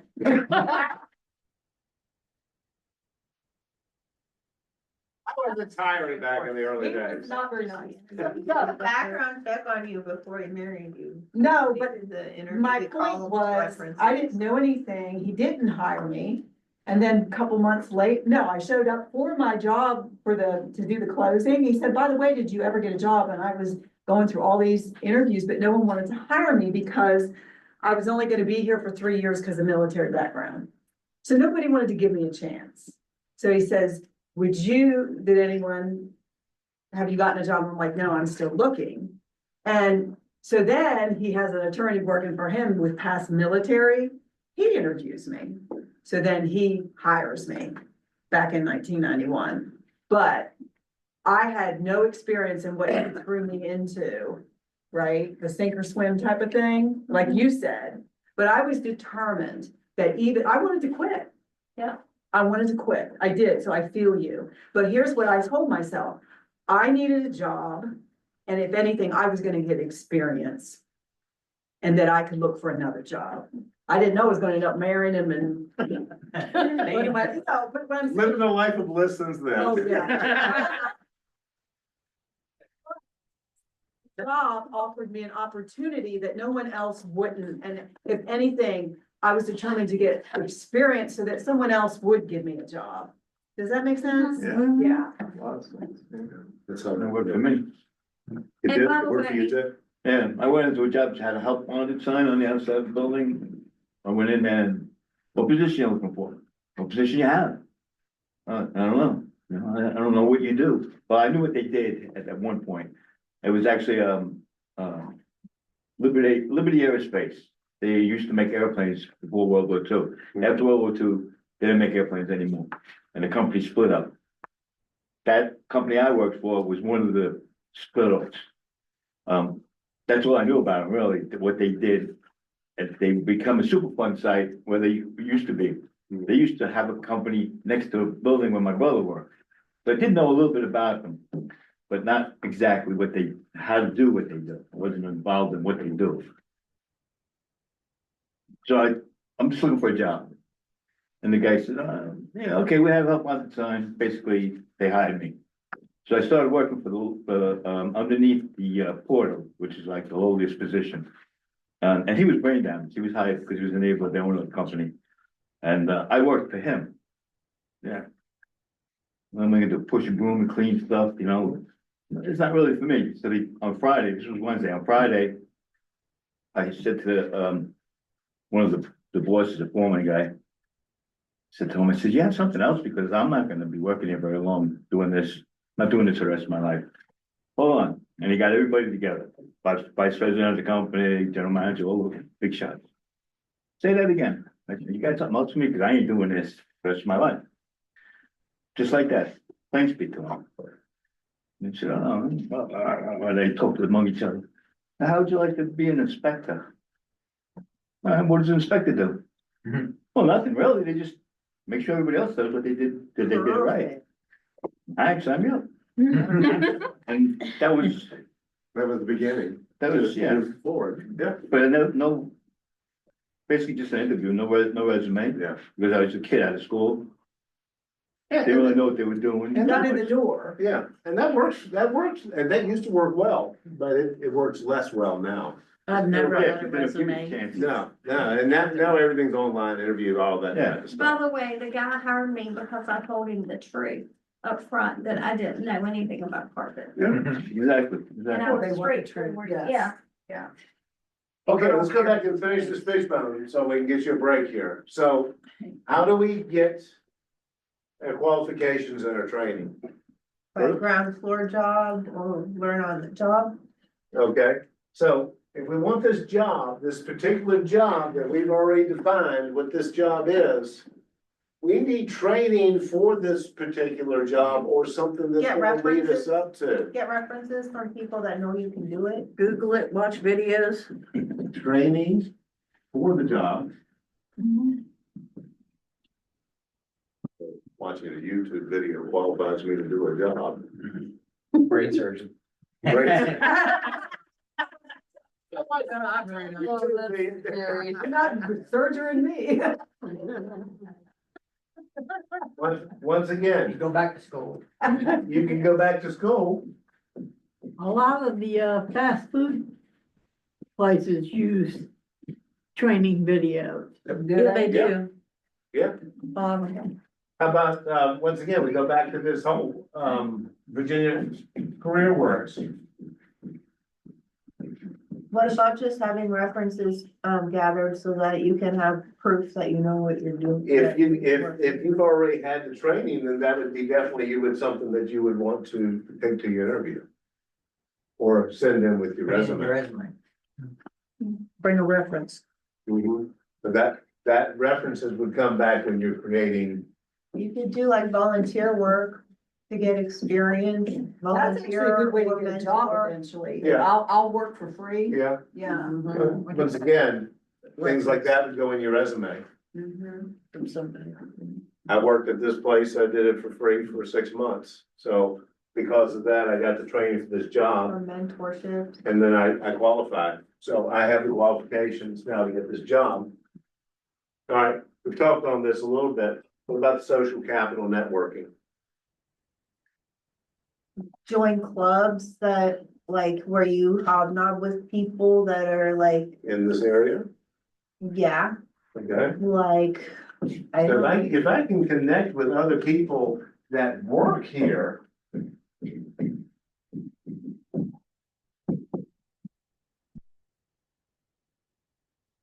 You know someone that works there? Or you know somebody who knows somebody. Remember, networking, we're all bridging and bonding. I'm waiting for my car from Steve over here. Bridget and breaking up. That networking. Oh, yeah. I mean. So once again, any connection that we have that actually puts a good word in for us. Puts us one step closer. If there are 50 applications for this one job. And you know Fred, and Fred knows the guy who's hired, and he puts a good word in for you, then you're gonna be at the top of the 50. As long as the person hired thinks highly of Fred. Right. Don't pick John as a goofball and say, hey, I know this person, yeah, I hired him, he's just like me. I think you get down to the bottom.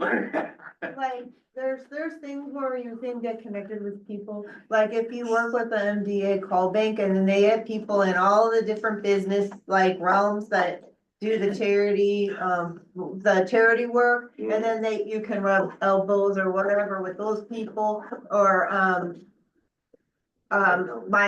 like where we used to live, there was the Albertsons was the big employer, and they had a golf tournament and all the executives were there. So that's a good place, like if you're gonna be like at a big charity event that the company is doing and you work on that charity event, then you're gonna meet people at a high level, the PGA, Pro-Am, all those things that people that are going on that are charity related, that you get top high level people going to. Yeah, it's all, once again, it's all about, think outside the box, people. Alright, if you wanna connect with somebody, find somebody that already has connection in there and connect with them. My connection was the realtor that knew him. Yeah, Makes sense? that's how, go ahead, Don. Oh, no, go ahead, sorry. No, go ahead. I worked for a company that, well, in high school, and then, was in the mailroom of this big pharmaceutical plant. And I found out that all the top managers worked there first. And that's because you delivered mail to this huge plant all over, I mean, you have 5,000 people that work there. But you got to meet everybody in the whole plant. Yeah. And so that was such a political way to meet people.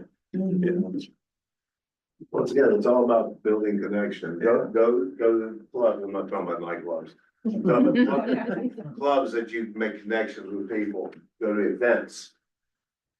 All of this is to accomplish a goal.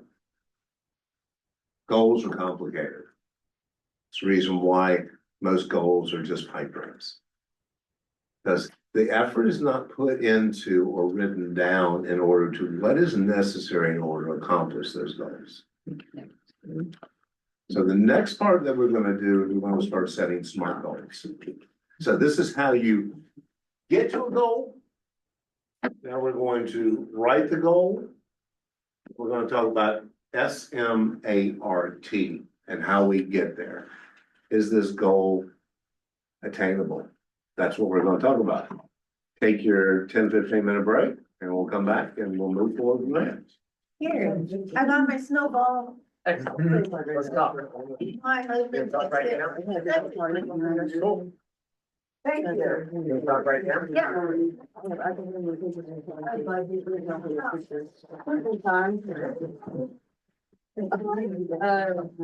Thank you, Chair. I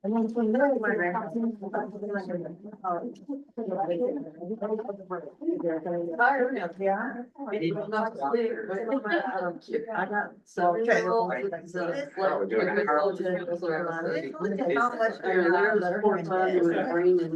Raising this little girl, which is another one coming in May. And into.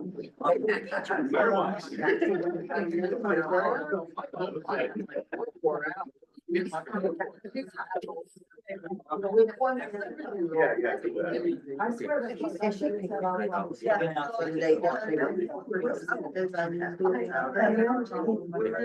Better career goal. Career also career members. Oh, did it really? Don't come to here. So interesting.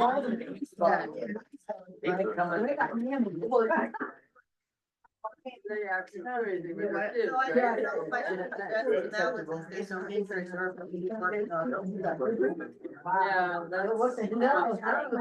you all know all about being. Yeah. Oh, God bless you, that's Very good. Hey Debbie. Huh? As long as you gave me whatever my dog you got out of it, that's all. Look at you all in the purple. I just don't know how to. Where's that for Wednesday? Thank you so much. Because on graduation day, that's basically. But you look gorgeous. That's a great outfit for Wednesday. So don't fret too much, but you know, when I get to you, I'm gonna have everyone's about 3 questions. These are. I want them. Yes, she was going to. She was prancing her dance around the house with the boots. She said, I'm picking out your clothes for tomorrow. Okay, whatever. Tell her she did a great job. It was so funny. She's a trip. Yeah. And then she found I had.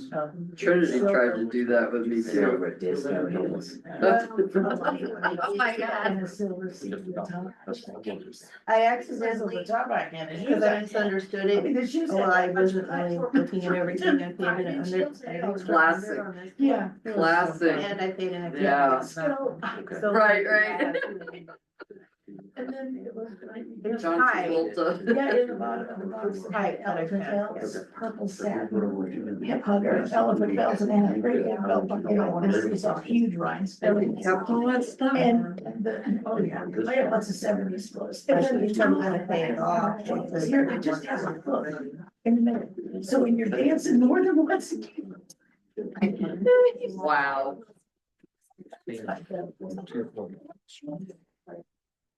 So that. Wardrobe malfunction. Big time. I would say. Just want to run around and hoping that's good. You know?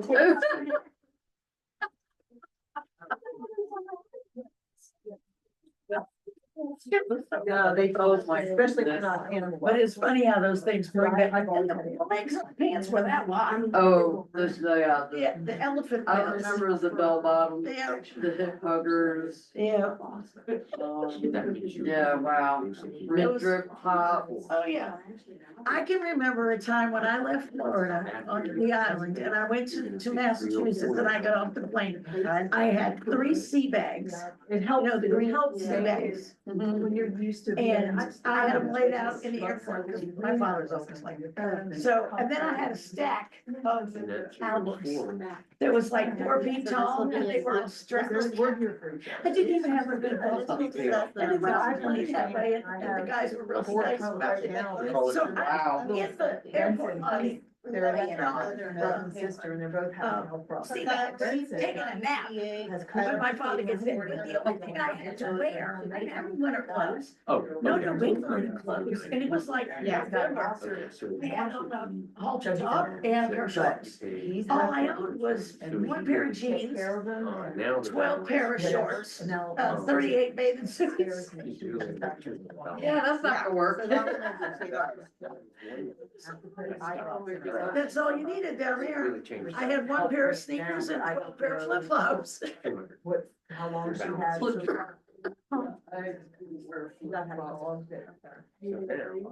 So then I'll have 40 extra.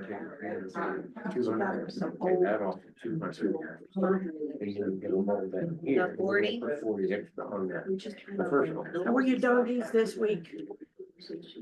Tammy? Did they? Really? Yeah. Oops. That's why I was sitting here watching them on camera today, You know. making sure You that. have a camera in your house so you can watch while you're on. So, I can talk to okay, so this is them. one, You can talk to them. one.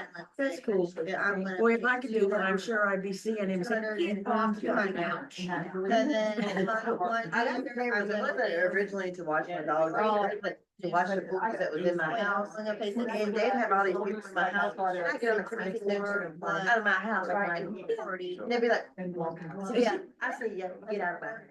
And it would be so funny, they'd be like, yeah, who is that? And they'd be like, and the people would be sitting there, be like, that's the girl that owns the house. Yeah, yeah. Yeah, she's not a very nice person.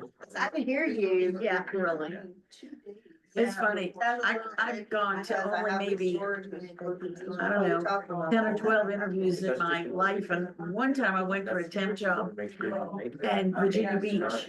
And I went and, it was for an insurance company. And it would be like, hey, Sean, how can I direct your call?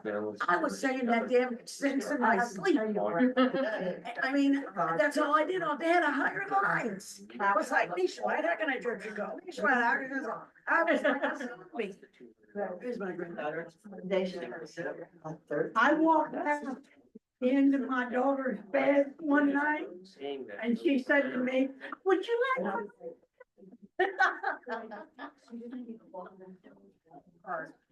yeah, McDonald's, that's funny. So she asked me if I wanted to sign that, and I said, no, and I could go with a Coke. Yeah, really, that's good.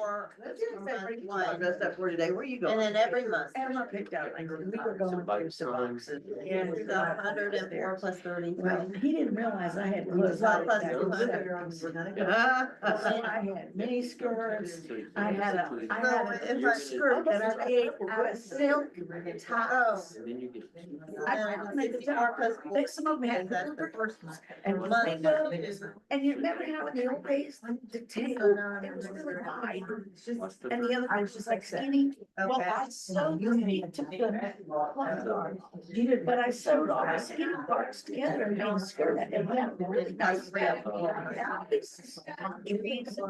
Pink iron, all kinds of crazy stuff on that skirt. Well, we found that last night, and Emma just thought that was great. How old am I? 9.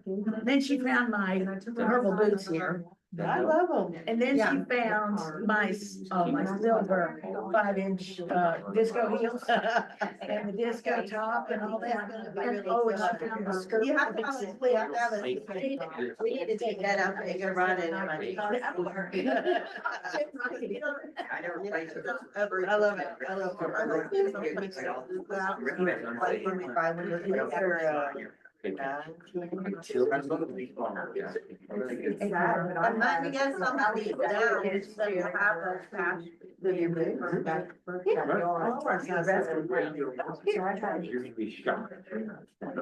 Yeah, I can see it, because like, he says it's no water.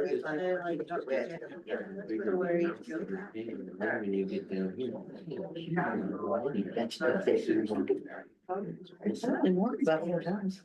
Really? That's what we may be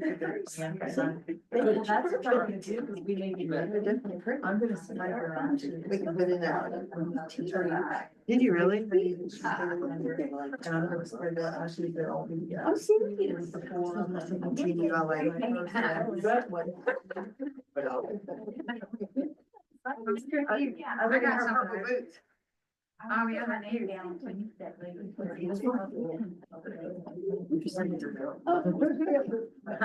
Get it? What size you wear? They're pretty. I got some blue. No, I thought I showed out the invitation. You got it? No, there. I only can get it. There you go. I can get it. Thank you. Graduation. She fits my shoes. Anywhere from this. Depending on me at the weight, I go to something of the weight, or to like. No, tomorrow, Wednesday.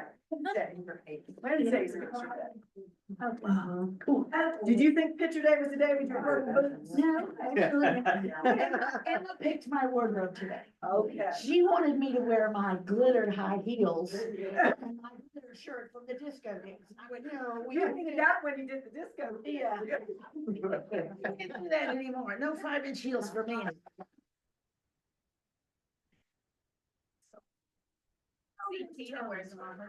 Yeah. Oh, what's I that? love them, the heels. I actually have a pair of heels that look just like that.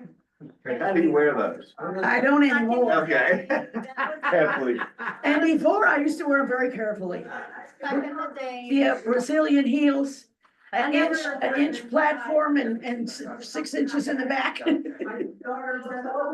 couldn't do I did one time, my friend got pulled over drunk driving, it.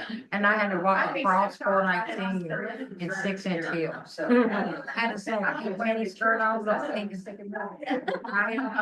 fell up over the medium strip, my shoe flew across the road. At least she went to jail, I didn't. But I couldn't drive her car, so I had to walk to the store. Going, "Wee." Stop Those red Oh, Brian. Sinus infection. It hurts. I was like, I know.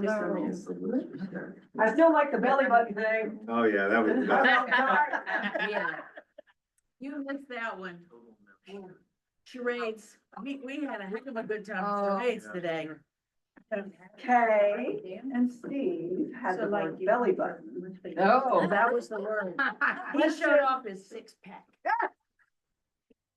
The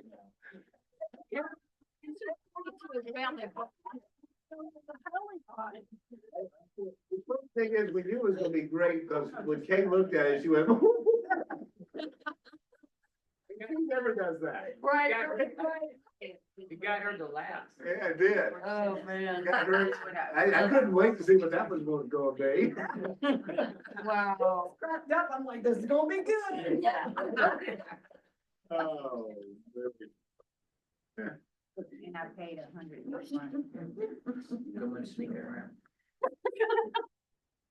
Ron, did you wanna tell them? Oh, when y'all were talking about job things, one thing that didn't come up was job fairs. The, Virginia Career Works has a lot of job fairs, and the Bedford County Chamber of Commerce has got one on Friday, 18 April at Jefferson Forest High School from 10:30 to 2. There's gonna be approximately 40 businesses there. They're gonna have some hiring on the spot. They got free childcare. They got, they're gonna have free work clothing for people who need it for their interviews. They're gonna have, there's a whole list of businesses that are gonna be here. They're also gonna do another one in May at Staunton River High School. It's gonna be targeted toward the graduates of Staunton River, the high school seniors that are graduating, but anybody can come. And I'll get the date for that one for you. But, I got something in the mail, it was about the Bedford Chamber of Commerce, and they did. they're one- just sponsoring this one at Jefferson Forest, the Chamber of Commerce is. What's the date for that? April 18th. 18. You said. 18th from 10. When I was in high school, they did that, To they 2 did o'clock. that every, spring and fall. They got food trucks there, they got, childcare, they got a coffee bar. I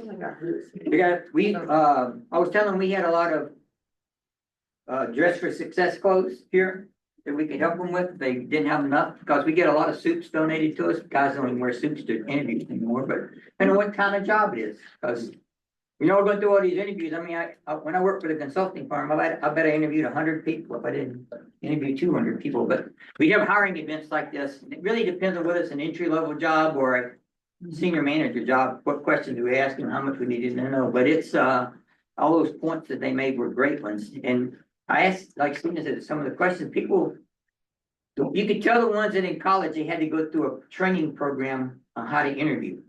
Those guys and gals were sharp. They knew all the questions, but they got to me in that they had these standard answers that just drove me crazy. Everybody had the same answer. So we had to come up with different questions. Because they were like robots, you know, they all had the same answer. They were all coming right out of college with the same answer, but we changed our questions up so they didn't know what was happening. But that's a good point, is I used to interview a lot of people, how are you gonna stand out? Because they will be interviewing so many people, you need to be, don't be a robot, I mean. What makes you different? What makes you different? Why do they wanna know you? Why would they wanna hire you? But don't show up in a really tight skirt. Like his. Especially if you're Steve. Yeah. Yeah, Steve, you would not look good in that tight skirt. Now keep your shirt down. Applying to get her job with the Mickey Mouse channel or whatever Disney channel, Mickey Mouse Club. They said, why do you want this job or whatever? And they liked her answer because she said, I want to be a role model. And they never heard anybody say that before. Because she made it more than just about herself.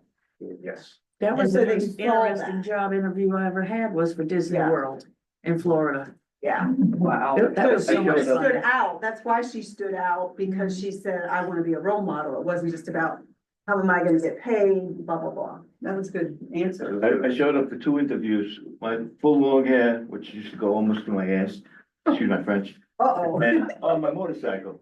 Like I'm in with my leather and everything, and people look at you, you know, a person receiving you, the receptionist.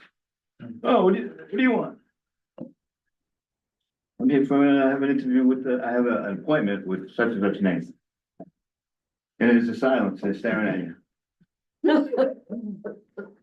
I got those jobs. Because that's me coming in, not somebody in a suit, because I'm not gonna be working in a suit. Right. And that's not how I'm coming to work every day. Right. Yeah, yeah, once again, you gotta know who you're going in. Now, if you're gonna show up in a law office No. like that, or if you're gonna show up in a law, yeah, I mean, that's. Harley Davidson store would be great. Okay.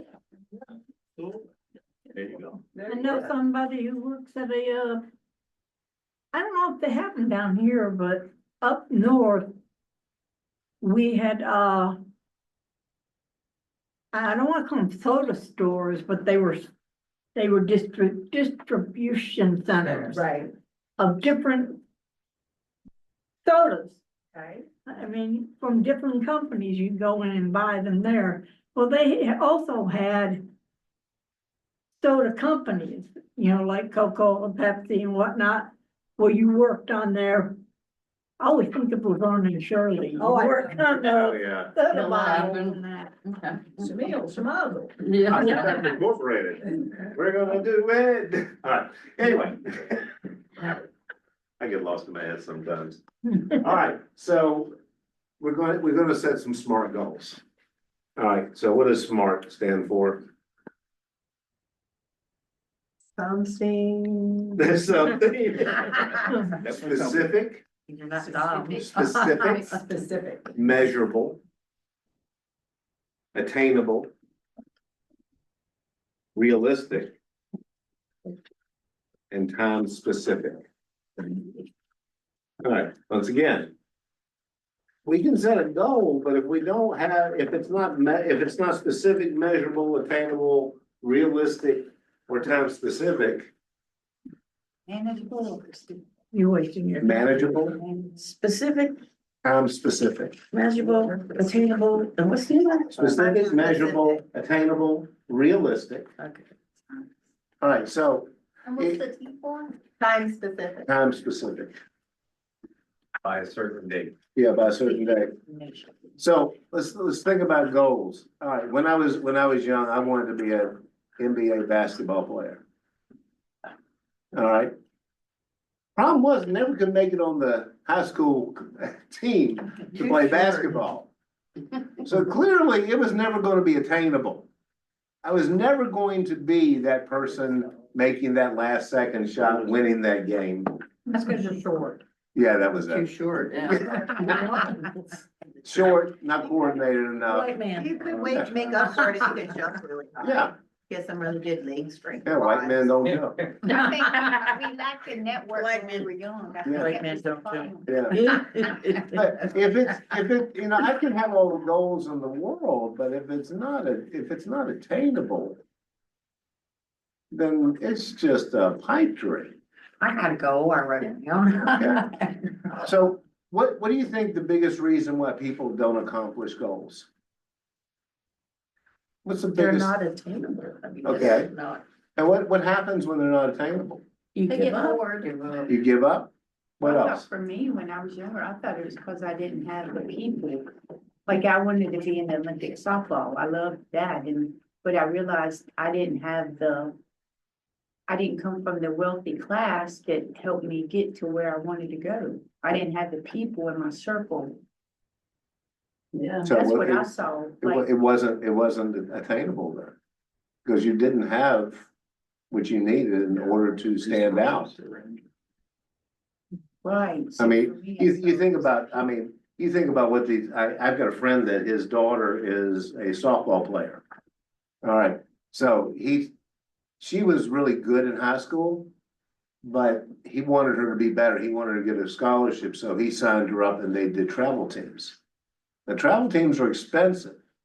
They travel all around the state. They played softball every weekend. They get their skills. They got coaches that are working with them all the time. There's a lot of money and effort. She's a pitcher. She's a pitcher. She's short, but she got a scholarship to Randolph-Macon. So she got a free ride. So I think that was attainable. Now, if she wants to go to anything more than that, if she wanted to go to an AA school, probably was never gonna happen. She wasn't that good, but she was good enough to meet the needs of one of the local schools that would still give her scholarships. She still gets an education, and it's still free. She could still work in that field, like as a coach. Yeah, and I think she's going into some sports medicine. That's sports medicine or something. Yeah, so some type of sports medicine. But the biggest reason why most people don't accomplish their goals is because they don't go through the process to actually set them out. They don't make sure that they're actually attainable. Most of them are just pipe dreams. I'd like to, let's go with, I'd like to buy a house one day. Well, if your credit score is at $450, you're not putting away any type of $450, $450. If you're not putting away any money for savings, then that's probably not attainable. and you weren't taught as a child, so you carry that mindset as you get older. You do. And now we're changing that. And so you live in a generational poverty, so it's just passed on from one generation to the next. So what happens is that people get to that place, they throw up their hands and they say, quit. So before we set goals, let's talk about quitting.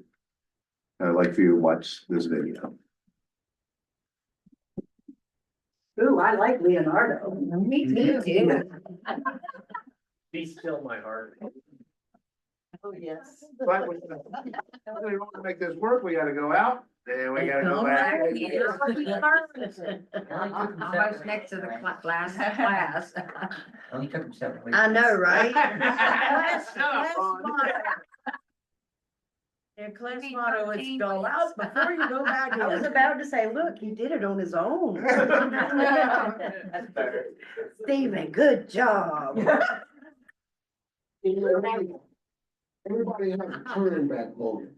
You have a moment where you can go forward or you can give up. But the thing you have to keep in mind before you give up is that if you give up, the guarantee is it will never happen.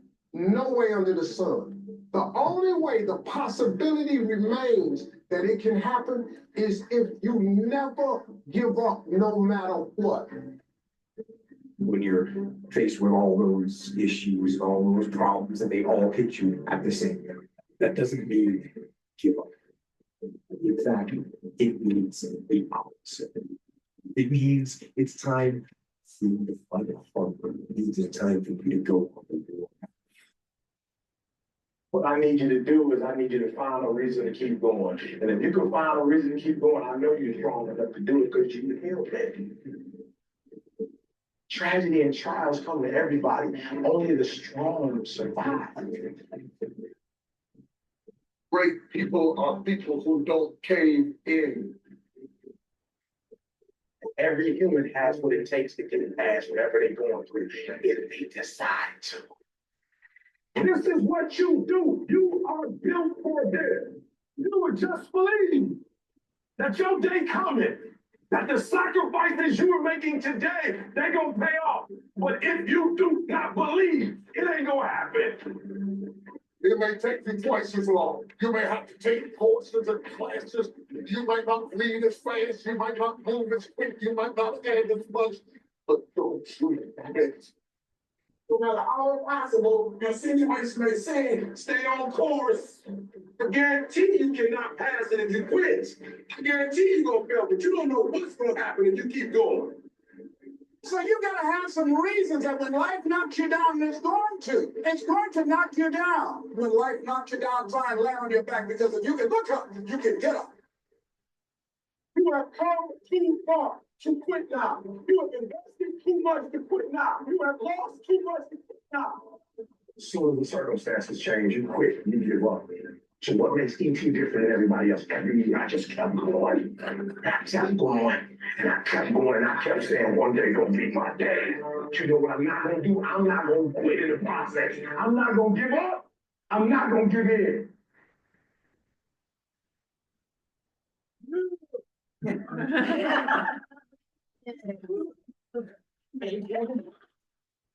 Just do it. Just do it. Just do it. So there's a lot to be said about that. So before we start working on how do we set goals, you got to determine that no matter what, you don't quit. But in order to not frustrate yourself, you got to make sure that it's going to be attainable. You got to set realistic goals. You got to set something that if you work hard at it, if you do the things that you need to do, if you follow the steps, then it's attainable. You can do it.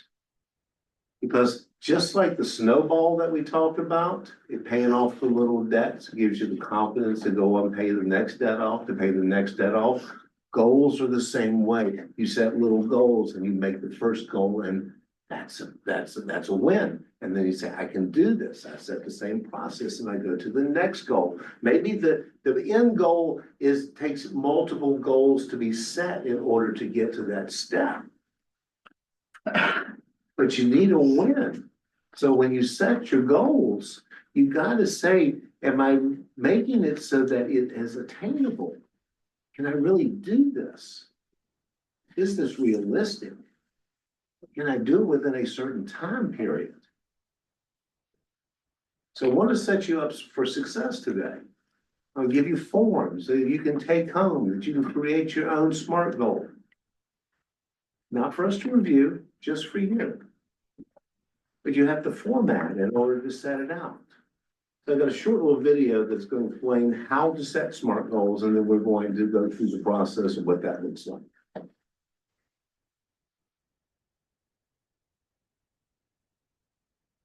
How to write SMART goals. Everyone needs a goal, whether it's in a business context or for personal development. Having goals help you strive towards something you want to accomplish. It prevents you from wandering around aimlessly without a purpose. If you want to ensure you'll achieve your goals, learn in this video how to write SMART goals. What are SMART goals? SMART is an acronym that stands for specific, Measurable, attainable, relevant, and time-bound. Writing your goals following a SMART goals template provides you with a clearer focus. It communicates what the goal needs to achieve without any fuss.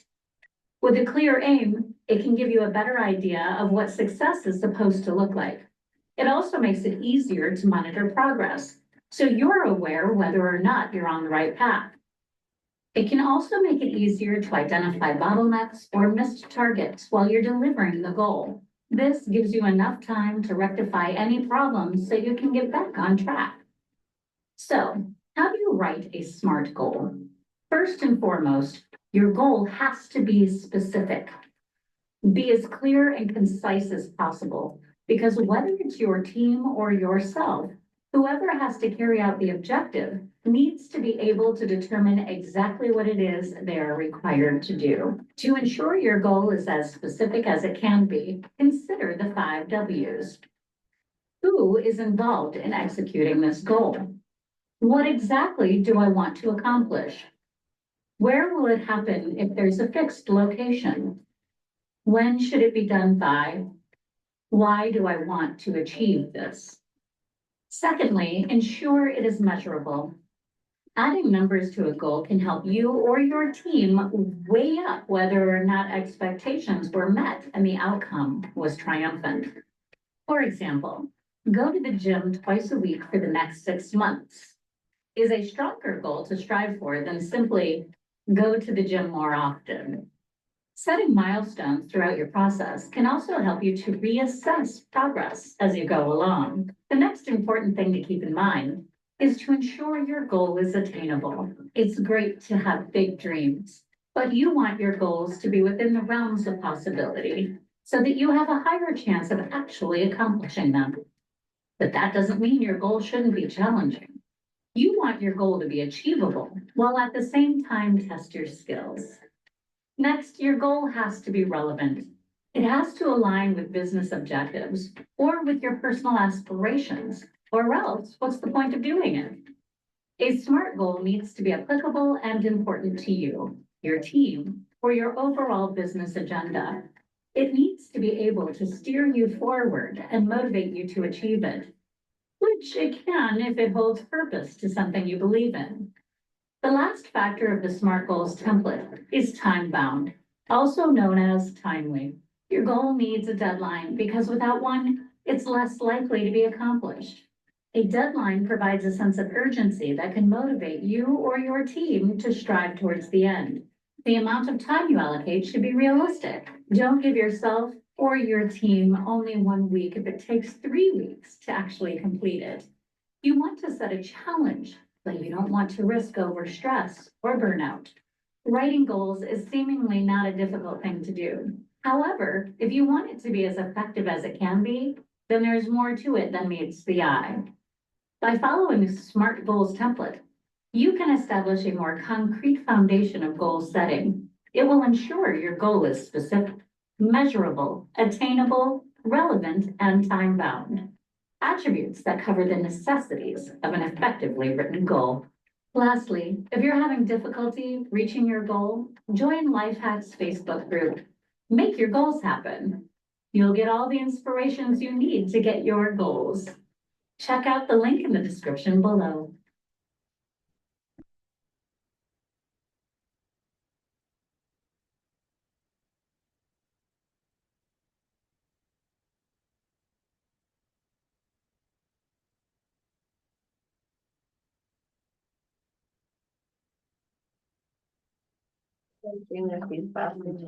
Yep, same thing on that side.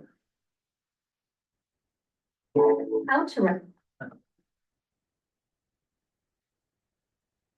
Good. So I've given you a personal plan. Could be at least 1 or 2 extras in there. Got 2 extras? Yeah. Okay, all right. So this is your formulation for your personal plan for setting a SMART goal. And what we're gonna do is we're just gonna walk through some examples. And we'll show you how you do this. I'm gonna go through, spell it out, help you think through it. And then you're gonna take a few minutes to actually fill one out, at least on the first page, as to what a goal is that you would like to set for yourself. So, for instance, let's start with, what's the goal that we want to accomplish? How about stop wasting time on social media? Yeah. How many of you waste too much time on social media? I get hooked on the reels. Watches monkeys. He's constantly calling me over, look at this monkey, look at this monkey. Right. I watch the doggies. So you do watch, I mean, we all spend way too much time on social media. Yeah. Most of us do. Yeah. Most of us do. And it's such a waste of time. It's mindless things Mhm. that we do. Sometimes it's to relax, and there's nothing wrong with that. But it ends up consuming. You ever get these notices at the end of the week, how much time you spent on your phone? Oh, the data, yeah. Yeah. I only go on long enough to send the cancer patients some funny dog or some funny thing and. Yeah, so if that's not a big deal for you. Most people have a problem with social media. Where were we the other day? We were eating at a restaurant and the couple. They were just sitting there. They're both on their phone. They're both on their New London phones. Steakhouse. Yeah, New London Steakhouse on Saturday night. We went there. So we were at the salad bar. This couple was sitting right behind the salad bar at a table for two. Their food got delivered.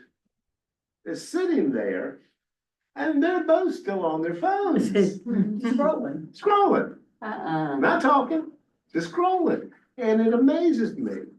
But we got a We see it a rule. lot. Yeah, we say it everywhere we go. People just don't talk. And they've gotten used to this. They are easily entertained. I've What- seen families, my daughter's like that. Yeah. I go sit on her couch, I mean, like, 2 days, and she barely talks to me at all. I call her and she's too busy scrolling on her Facebook and doing whatever to even answer her phone. Yeah, that's what Gary's doing right now. Until I can.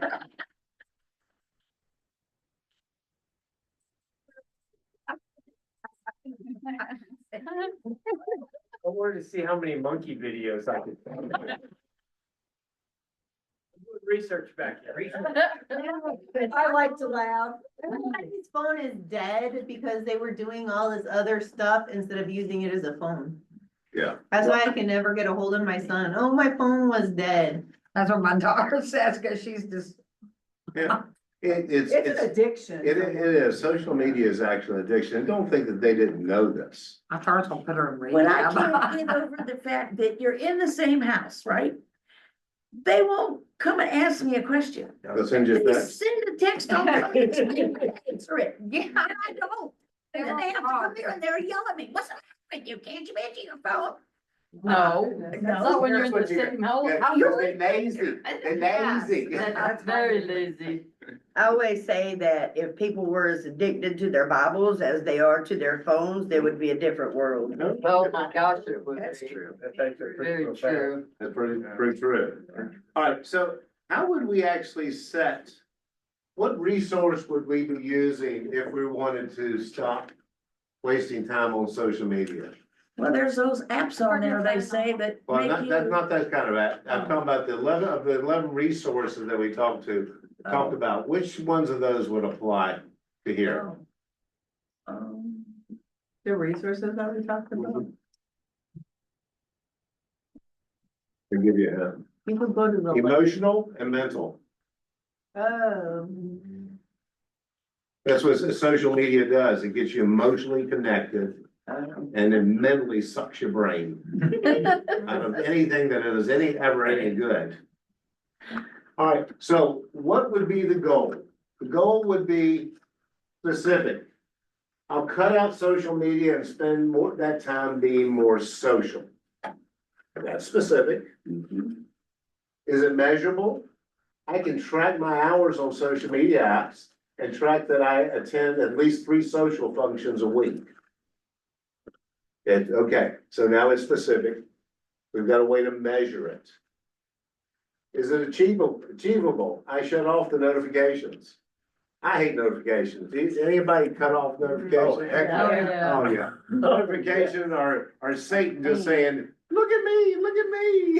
Distractions. Yeah, they are. They're nothing but distractions. I don't lose my train of thought. Yes. Because I keep hearing it, and I think that is something I have to look at. If something, if my son is messaging me Yeah. or something, then Yeah. I feel guilty if I don't see it, because I'm assuming it's just a random. In reality, it's, most of it's just worthless stuff that comes notifying us. Mhm. Shut off notifications, use a tracking app. And now I've signed up for a volleyball league and a gym membership. Okay, so I'm taking myself away from my phone, putting it down and saying, let me go play a sport. Let me go do anything else in a social area that I'm not tied to constant scrolling on this thing.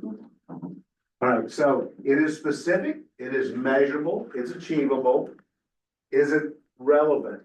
Relevant. I spend too much time on social media, which hurts my chance for career advancement, having a social life, and it affects my health. That's relevant.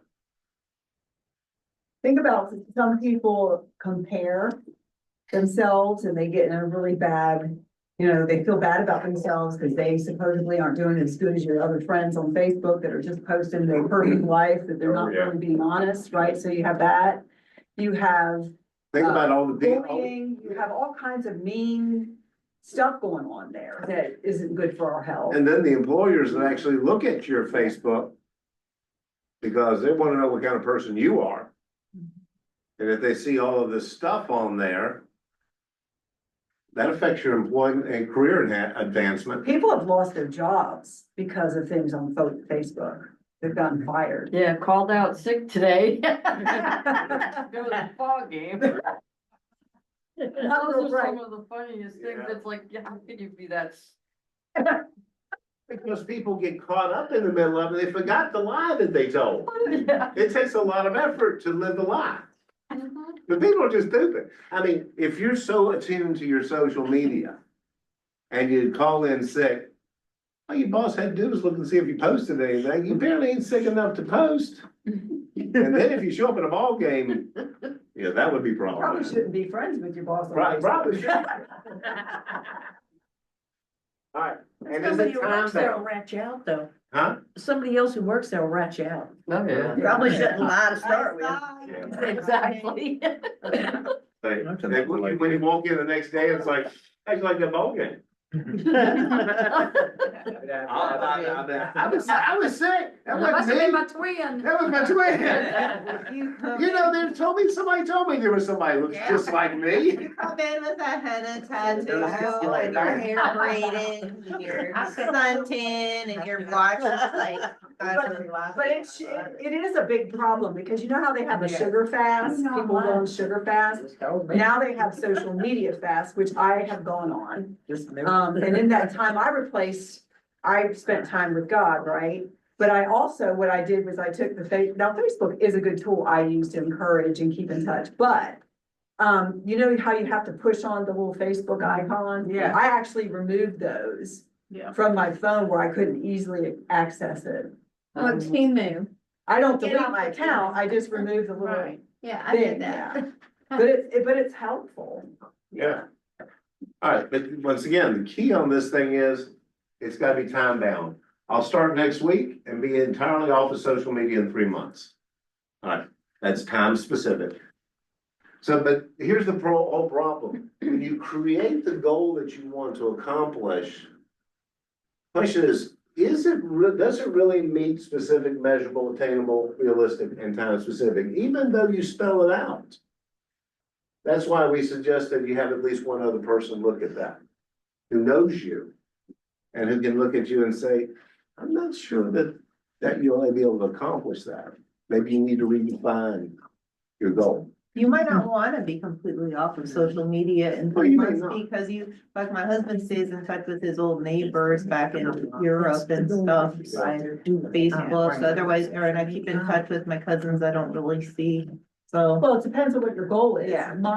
Some people get completely off, some just wanna limit the time that they're wasting. But if you can't control it, if you don't have any self-control, then you gotta make a choice.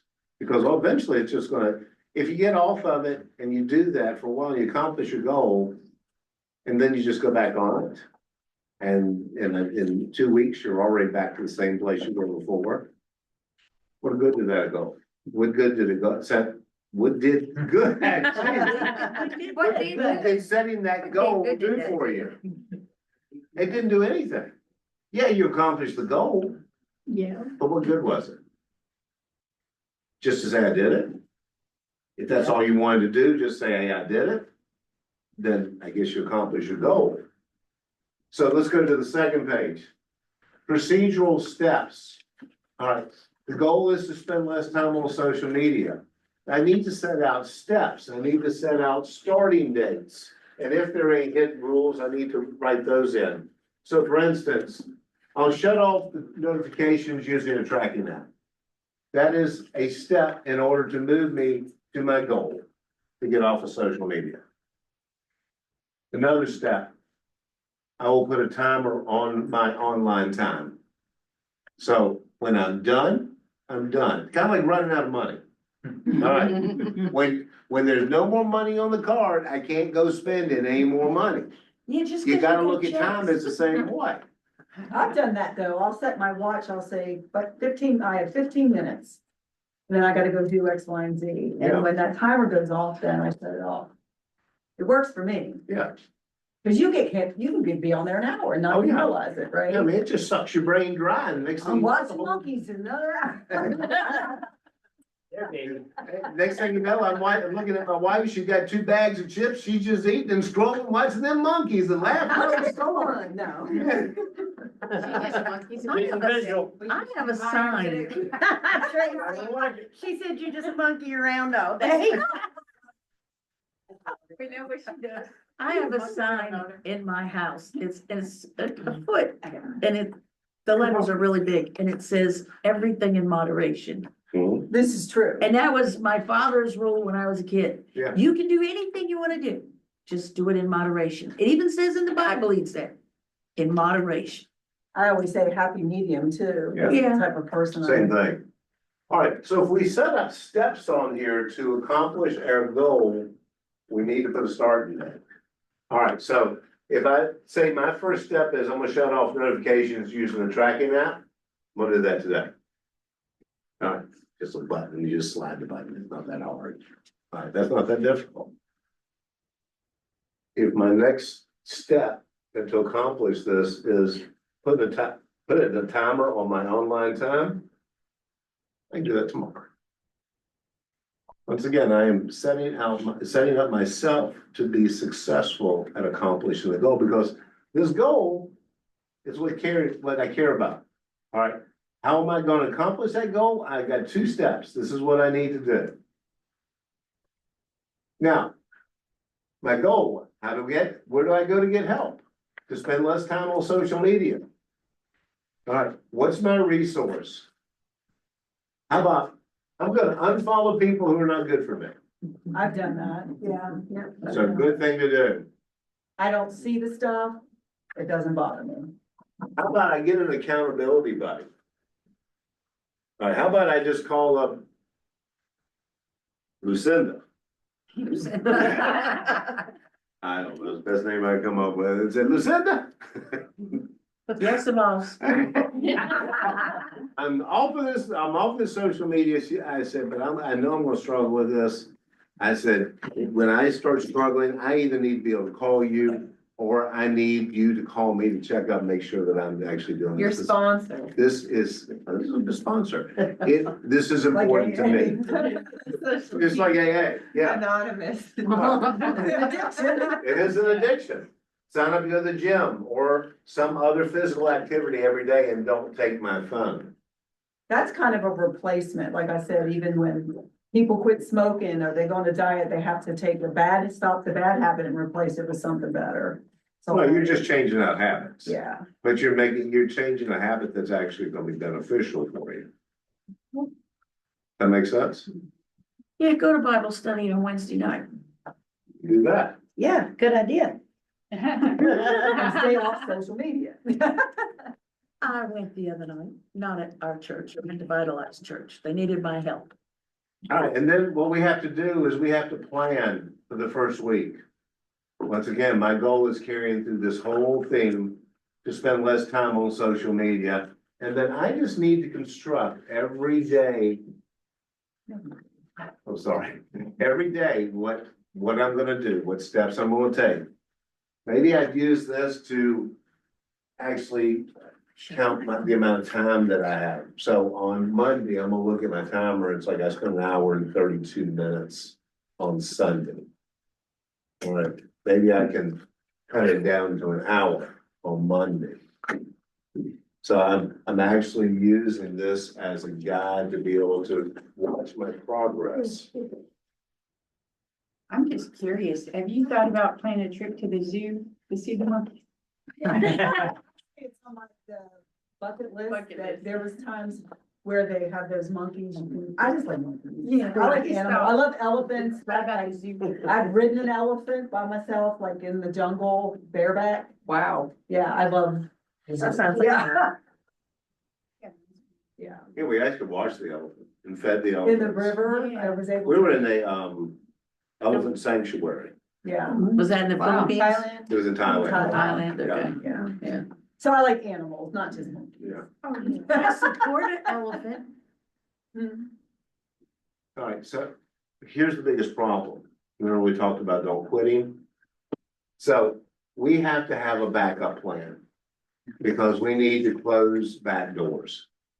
Back doors are those things that we always give ourselves the out of, I don't really need to do this, I can do this next week, or 2.5 hours wasn't really bad. 5 minutes won't hurt. 5 minutes won't hurt, it turns into 2.5 hours.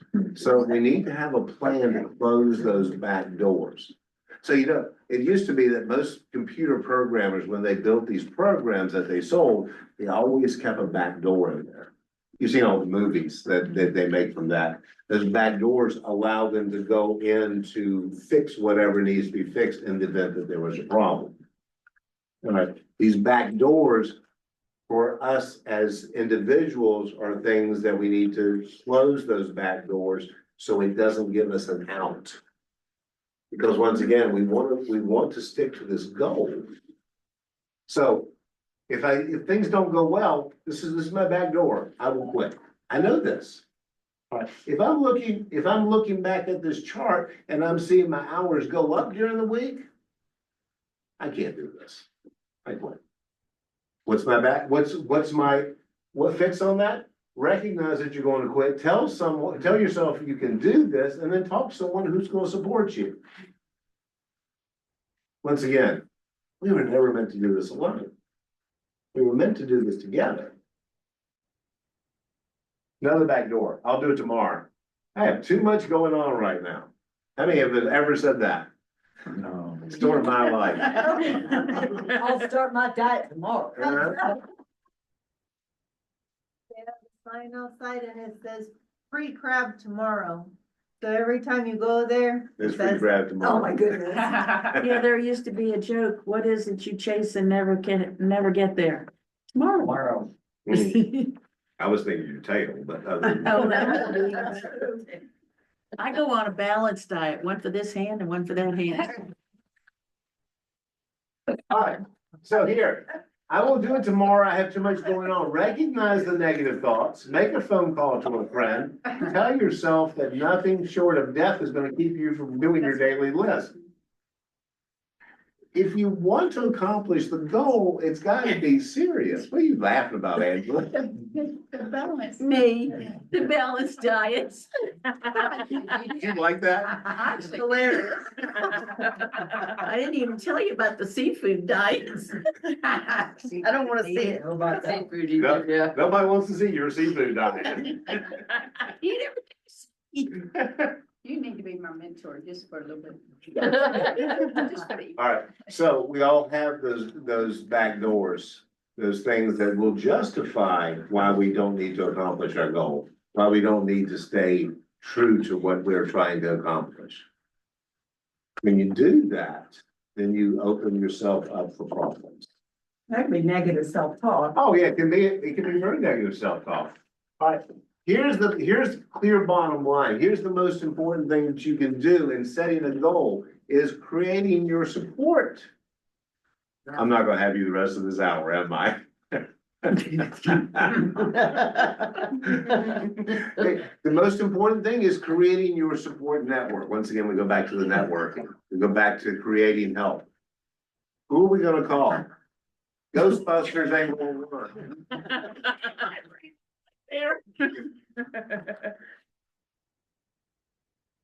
I'm going to build my emotional and mental resource.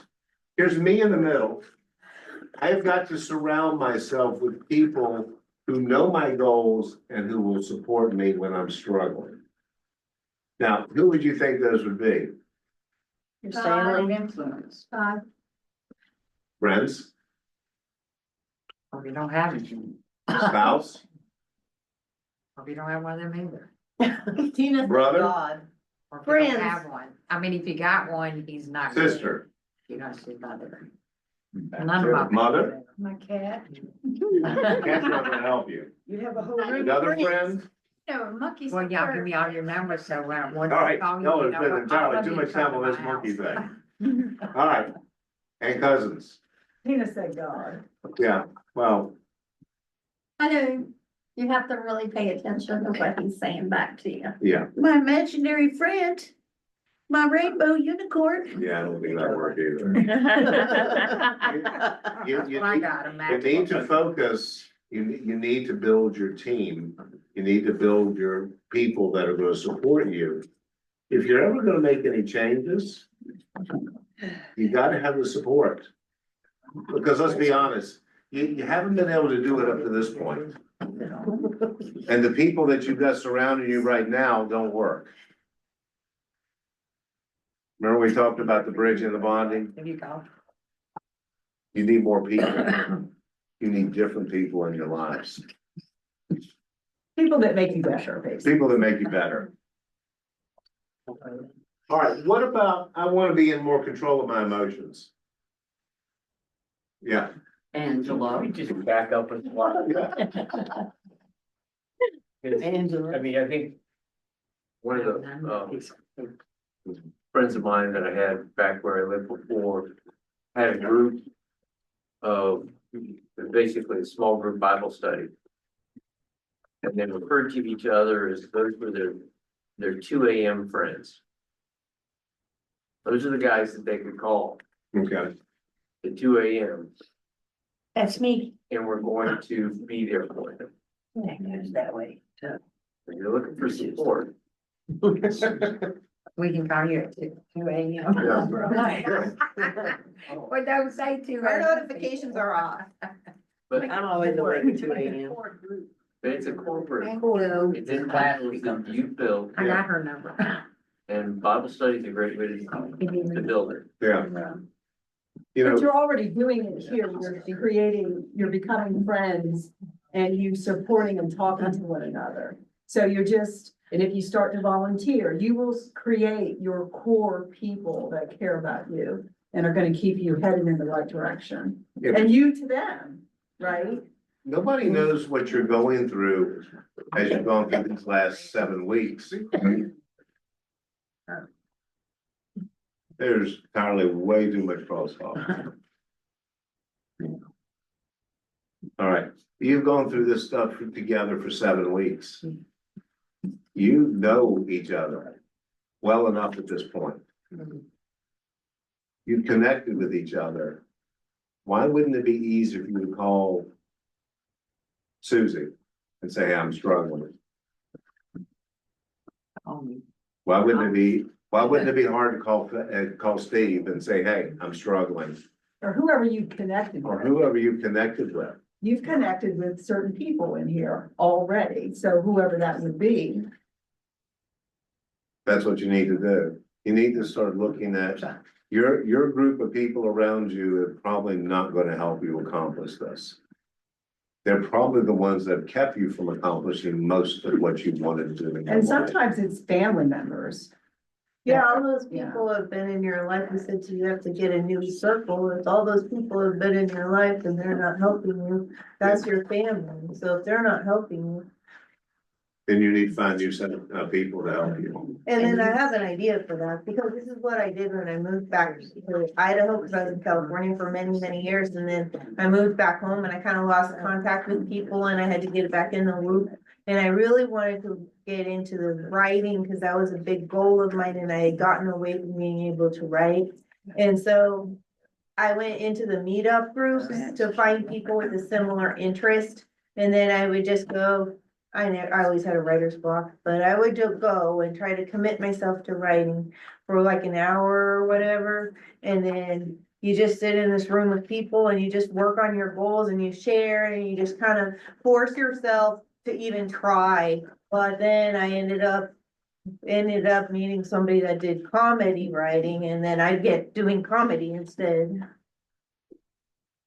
But anyway, you just sometimes you have, that's a good way to find a circle to force yourself to meet people that are goal oriented with the same goals that you have. Right, that's what you did. You put yourself in an environment that they were writing the same thing you wanted to accomplish. Yes.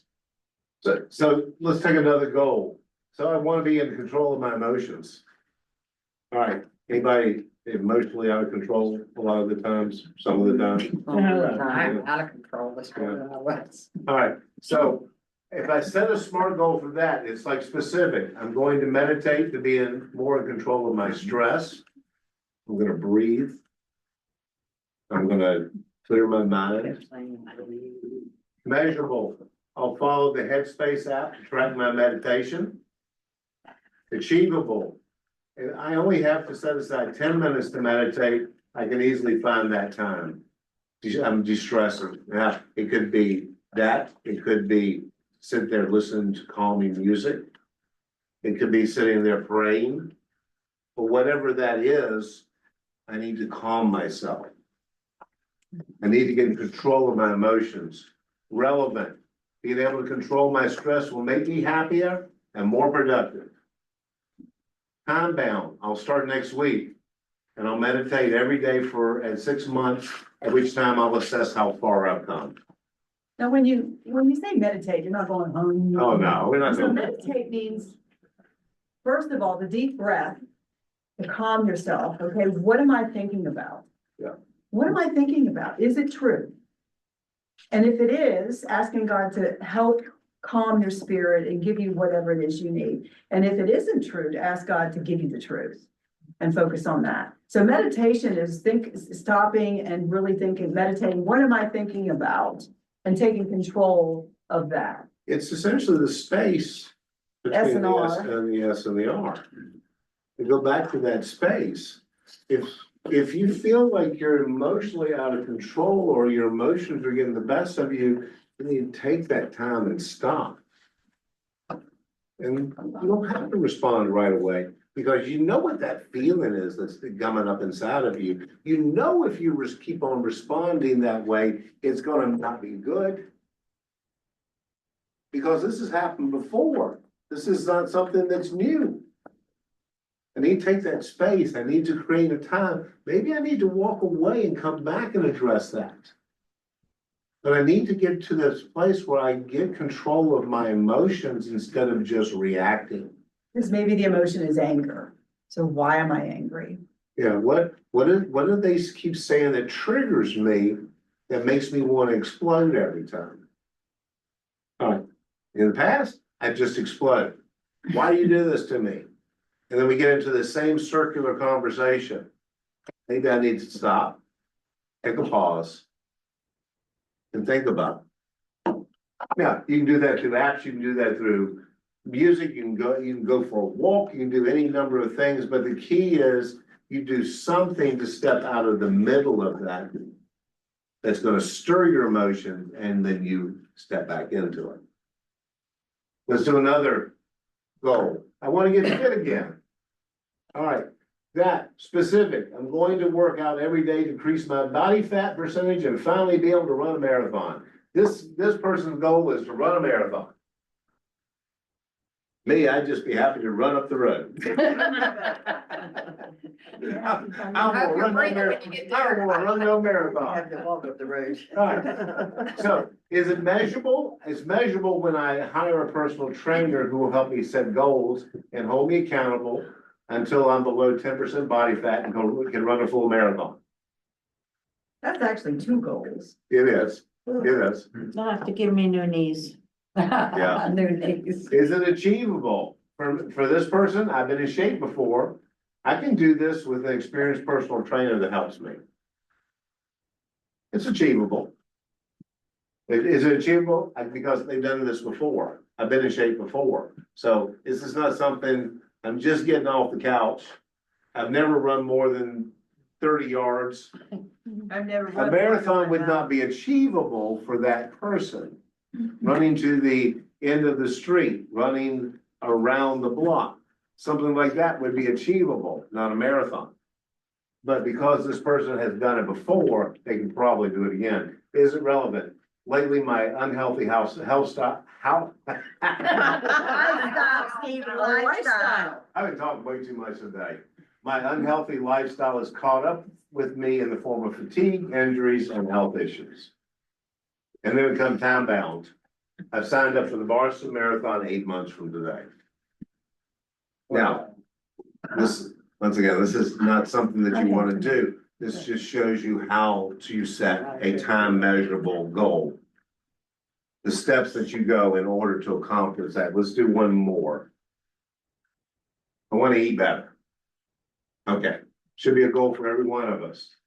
Specific, I'm gonna stop eating deep fried foods and eliminate bad carbs from my diet in order to drop 30 pounds. All right, makes all the sense. It's a specific goal. Is it measurable? Absolutely. I plan my diet every week and weigh myself weekly to ensure I'm dropping weight. So clearly measurable. Is it achievable? I have a meal plan and I can follow that. I let myself go, but have been at my goal weight before. So I've done this before. I just let myself go, which means it's achievable in my mind because I'm just gonna go back to where I was. Is it relevant? My weight and health are affecting my lifestyle and I want to get back to being more active. So it's relevant, it's personal, it's healthy for them, time bound. I'll weigh myself every week to ensure I'm trending in the right direction. And at the end, and my end goal will be my ideal weight 1 year from today. So for what, it's time bound 1 year from today. The complete SMART goal is I'll start my diet plan next week, weigh myself consistently in order to reach my goal of dropping 30 pounds 1 year from today. It meets all the requirements, but the key in all of these things is right here. I've done this before. Every one of these goals, they're going back to something that they have accomplished one time, but they just let themselves go. So they know it's achievable. They know they can do this. They know what they have to do. So what's that goal for you? What's the goal that you have in mind that you think is achievable, attainable, that you can do within the next 6 months to a year? What is that? Write a book. Write a book? You wanna talk about that? Not really. Be writing a book about. Oh, wow. Well, I mean, that's something that I have to figure out what the steps, and right now I can't, it's not attainable because I'm too busy. So that's what's hindering me. So I have to figure out a way to make more time and space. Best time for me is right in the mornings. Well, I'm on the road at 7 o'clock in the morning coming here.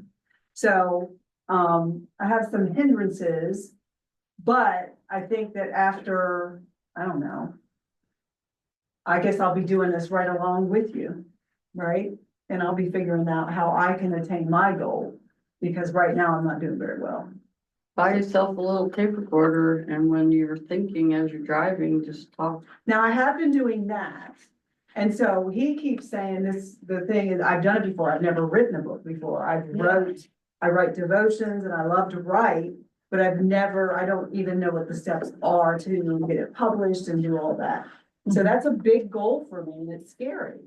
I have someone you could talk to that published gets, so I have Okay. a connection for that if Okay. you, in the future. for I that. published the children's. And an book, artist if you need any. But it's a self-published. Yeah, so that's something for me that I've never done before and that, like you said, Debbie, I do. That sometimes a thought will come to me and I will write it down, but it's doing the chapters and. All of that and getting it published is a big deal, scary. The structure. is what Yeah. is- So I don't know, I'll have to figure that. Yeah, cause you said most of yours, you've done it before, like mine for me would be New goal. meal plans every week, buy the food, cook it, Mhm. that's like huge. Yeah, And then be disciplined at it every day. right. Discipline is the key to this whole thing. Discipline, endurance, Yeah. patience, Yeah. granting yourself grace when you screw up and you fall down one day and say, okay, that doesn't have to destroy my goal.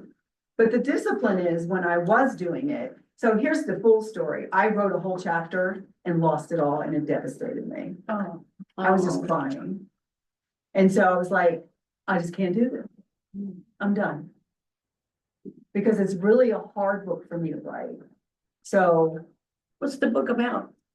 my story, Oh, okay.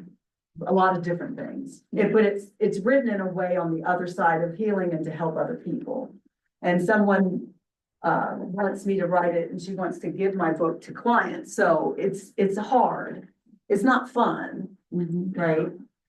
I feel like the same thing because I used to write all the time and then like my mom threw away the stuff that I had written and she didn't know she threw it away because it was in this one box at her house. Anyway, she got rid of it and she moved when she was with her new husband. And then, you know, it's like, it's hard for me to, it's hard, that's why I think I still have my mental block. I haven't gotten any desire to really write. Well, there and you I go, miss it. something happens. I miss it. Yeah. So the thing for me would be, I have to go back in the mornings again and say, okay, I'm gonna write for 45 minutes. And I have to stick to that, and then things will start happening. Sometimes it's trusting the timing of it. Mhm. I think the grace is there if you feel the inspiration to do it. And that's when we should obey because grace is always there, but sometimes it seems like it's really there for us when we get inspired to do something. And that's true. I mean, it's always gonna be there, but it seems like it's like extra grace or supernatural right there when you feel so just trust that too. Trust when you're supposed to do. Yeah, and that's true, and that has happened, so. And that's been a battle this past year for her. I mean, losing that, I mean, so It was devastating. not only did she lose that, but the two boundary talks that, You don't know any of this, but I wrote all this boundary talk for the last class. Not only did I lose my book, but I lost all of that and I had to rewrite it all. Yeah. Like Ron and his spreadsheets. And you feel like you can't ever do it as well as it was. So you feel my pain and I feel some of it has to do with the evil one. Yeah. So I've been under a lot of stuff. so that's another reason why, but it is, we've tried everything to recover those, but they were just gone. I had to completely, so as we're doing this class, Tracy's right. Oh, God help me. Yeah. But you know what? It came back even better. Amen. Well, that's That's good. what I was gonna Yeah. say. Probably a greater anointing on it. Yes. Yeah, but So- you're feeling, when you lose it, you feel like you'll never be able to recover. Yeah. And that's how I As felt. good as it was. So when you. And that's get the to that- devil speaking. Yes, so this is the stuff you're gonna feel in real life, something that really is gonna change your life, things that are gonna matter. You're gonna hit that place, and it's up to what are you gonna do with it? Right. That's, but we talked about that when we were going through that. It's like, you only have two options. You have to sit down and rewrite this, or we just don't do boundaries for this class. He's like, just don't, but I love you guys, and I know how much it's gonna change your life and how much you need it, and I said, I can't do that. Yeah. I mean, it was important that we do that. We spend the classes with you to do it, but she literally spent days on end, weeks Oh. on end, Well, boundaries has helped me. creating, Raise your recreating. hand if boundaries has been important Yeah. for you. Absolutely. I knew, thank you. Yeah, I know, especially, I know for Tina more than me, but I know for me it's been. You know, y'all know, I'm struggling with, a really serious boundary that I have to do. And it's gonna be very painful. And I feel guilty you should. for doing it. And I need a lot of prayer. That's all I can say. It's gonna be very difficult. You will be prayed for. Just think how far you've come. Yeah. I mean, because this existed on the first day you were here. I used to tell her, don't be a doormat. Yeah, I used to tell her that all the and time. now you walk out of here bold and confident that you have the ability to take care of it. I do. It doesn't mean it's gonna be easy, but No. No. the more you do it, the easier it does get because things work out well. Yeah. Thank you, God. You're I welcome. appreciate it. All right, so when you think about SMART goals and personal plan, what circle of concern issues are you worried about? What can you do, and what can you do about these? So remember our circle of concern, things that we are concerned about versus things that we don't have any control over? Other people. Versus things you do have control of. Yeah, so procrastination, That's what's on the inside. You do have control. you do have control over that. You can choose to procrastinate or not to. How about distractions? You have control. You do have control. All right, For me, mine would be the first step, like if you never thought of something before, how to do it, like for me. Like I need my brain to get in, like to actually. The first step to even, I know the goal, but to like her, like how do you even start a book? Yeah. Like, so for me, that would be my concern, like the first. So the first Oh. step would be research. I don't know how to write a book, so. If you don't know whatever you're healthy eating or whatever, do some research. That's what I would do. yeah, in fact, I'll remind me If you want tomorrow some morning, Easy recipes. when I talk to you about AI, I'll show you how to create a plan. Wednesday. Wednesday, yeah. Okay. So that one is outside of your control. That one you put, Getting derailed by a crisis of other people. It is, but it isn't. So you can't have anything can't change the crisis, but you can change how it impacts you. True. It's a choice. It's a choice. You can't change the crisis. But some people take on other people's crisis. I mean, when you take that on, then that debilitates you at the same time. Or being the doorman. this one family that I know, they went through like, they had a lot of family stuff and then they went through this counseling thing. And then they taught me all the stuff that they learned. And then I met them once they were already implementing it and I loved knowing them. My friend Paul, he passed away, but like, if you have a crisis and you call and you ask him, like I would always call him for a crisis, but it was like, kind of what's in it for me, like, okay, take me out for a drink or take me to lunch and I'll fix your sink for you or whatever, but that you're supposed to ask for something in return instead of, or help me with my burden. If you're gonna do that, if I do this for you, You're gonna What want can something in you do? return. yeah, like. It sounds like you need another set of people. Well, no, but that's how they did things with their family, was like, if I go out of my way for you, what are you gonna do for me? Because they don't wanna be taken advantage of. People don't wanna be taken advantage of. Or, I mean, that's just kind of the way they operated, was like, There's a lot of mistrust there and not a lot of, Yeah. I yeah. mean, if somebody asked me to do something, I would do it just out of the goodness of my heart. Yeah. And when I Like, thank you. brought the tree in this You morning, made my day.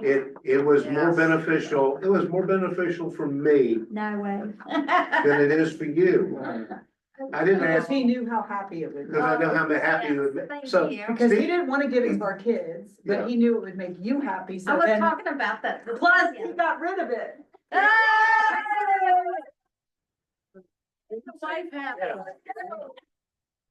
Steve said it perfectly this morning. He said, you got a chance to give away something. Here, what you did, do you remember what you said? It, it works on so many levels, rather than just throwing something out, you benefited because you liked it. He benefited by getting rid of it, made his wife happy, Yeah, made me happy watching it. yeah, Yeah. yeah. And that was such a beautiful thing right there.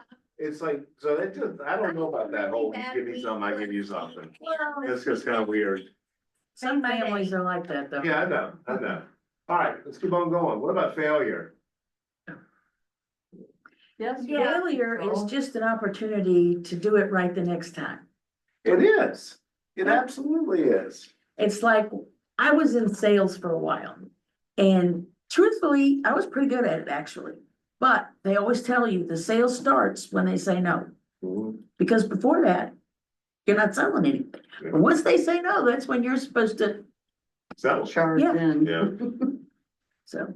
fear and worry. All of these can impact your ability to set and accomplish results. Fear and worry, why? Because I failed before, or I'm not gonna be able to accomplish it, or somebody's People make fun of spoken me. these lies into my life saying, you'll never change. Right. Mhm. That's the biggest lie that we think, you'll never change. Yeah. Why you wanna live that way? Why you There's a wanna live book that- out about the lies we believe. Oh, It's yeah? very good. Yeah, and it's very true. It is good. When I started losing weight, they told me, oh, you know, Dilly. Them y'all. You know, a lot of people who would just be happy to keep you right where you are. Yeah. Most of those people, family and friends that are happy with who you are, where you are right now, they'll be perfectly fine if nothing changes in you. You're the only one that can take the steps to change it. Why don't you take a few minutes, look at these SMART goals. Go through and see how much you can figure out on the first page.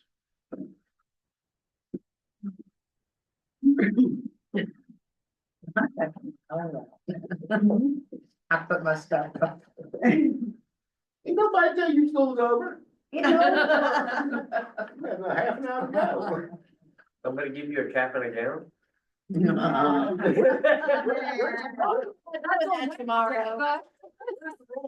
Pop you over the head with that thing. I went to a Catholic school and if we didn't know the answer, they would hit my hand.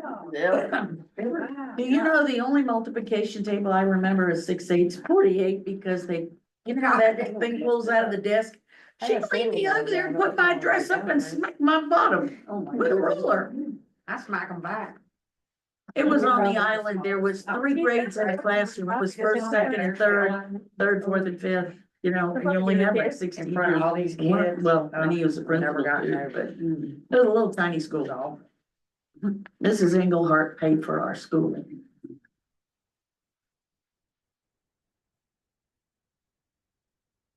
Let's go find out already.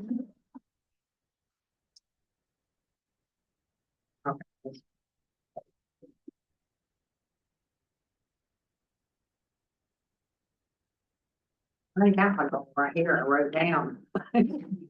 Last night. Wow. You couldn't get it in. But I didn't know y'all were gonna do that. I forgot, you know. But anyway, I was just sitting there thinking, what do I gotta do to get out of the mess? So I wrote it all down, what I'm gonna do. I don't know if I got it in order. So what I wanna do within 6 months. Vehicle I'm already working on. Do it. Sure, we'll see why not.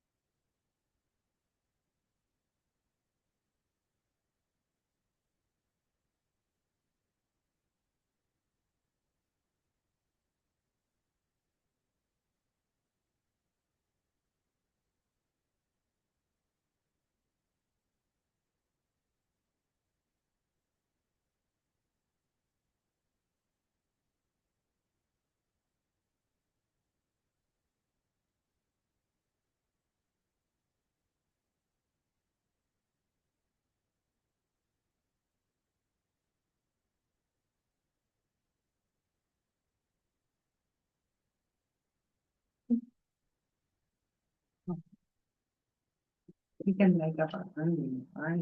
You just put social media. Yeah, well, that's what my goal is, that in the comment. Mine is. Just one thankful. Right? Yeah. For listening. What do you do? That's what I'm going to say. Listen. You know, tell me what it is, what it is, what it looks like. Make sure it's not someone from someone.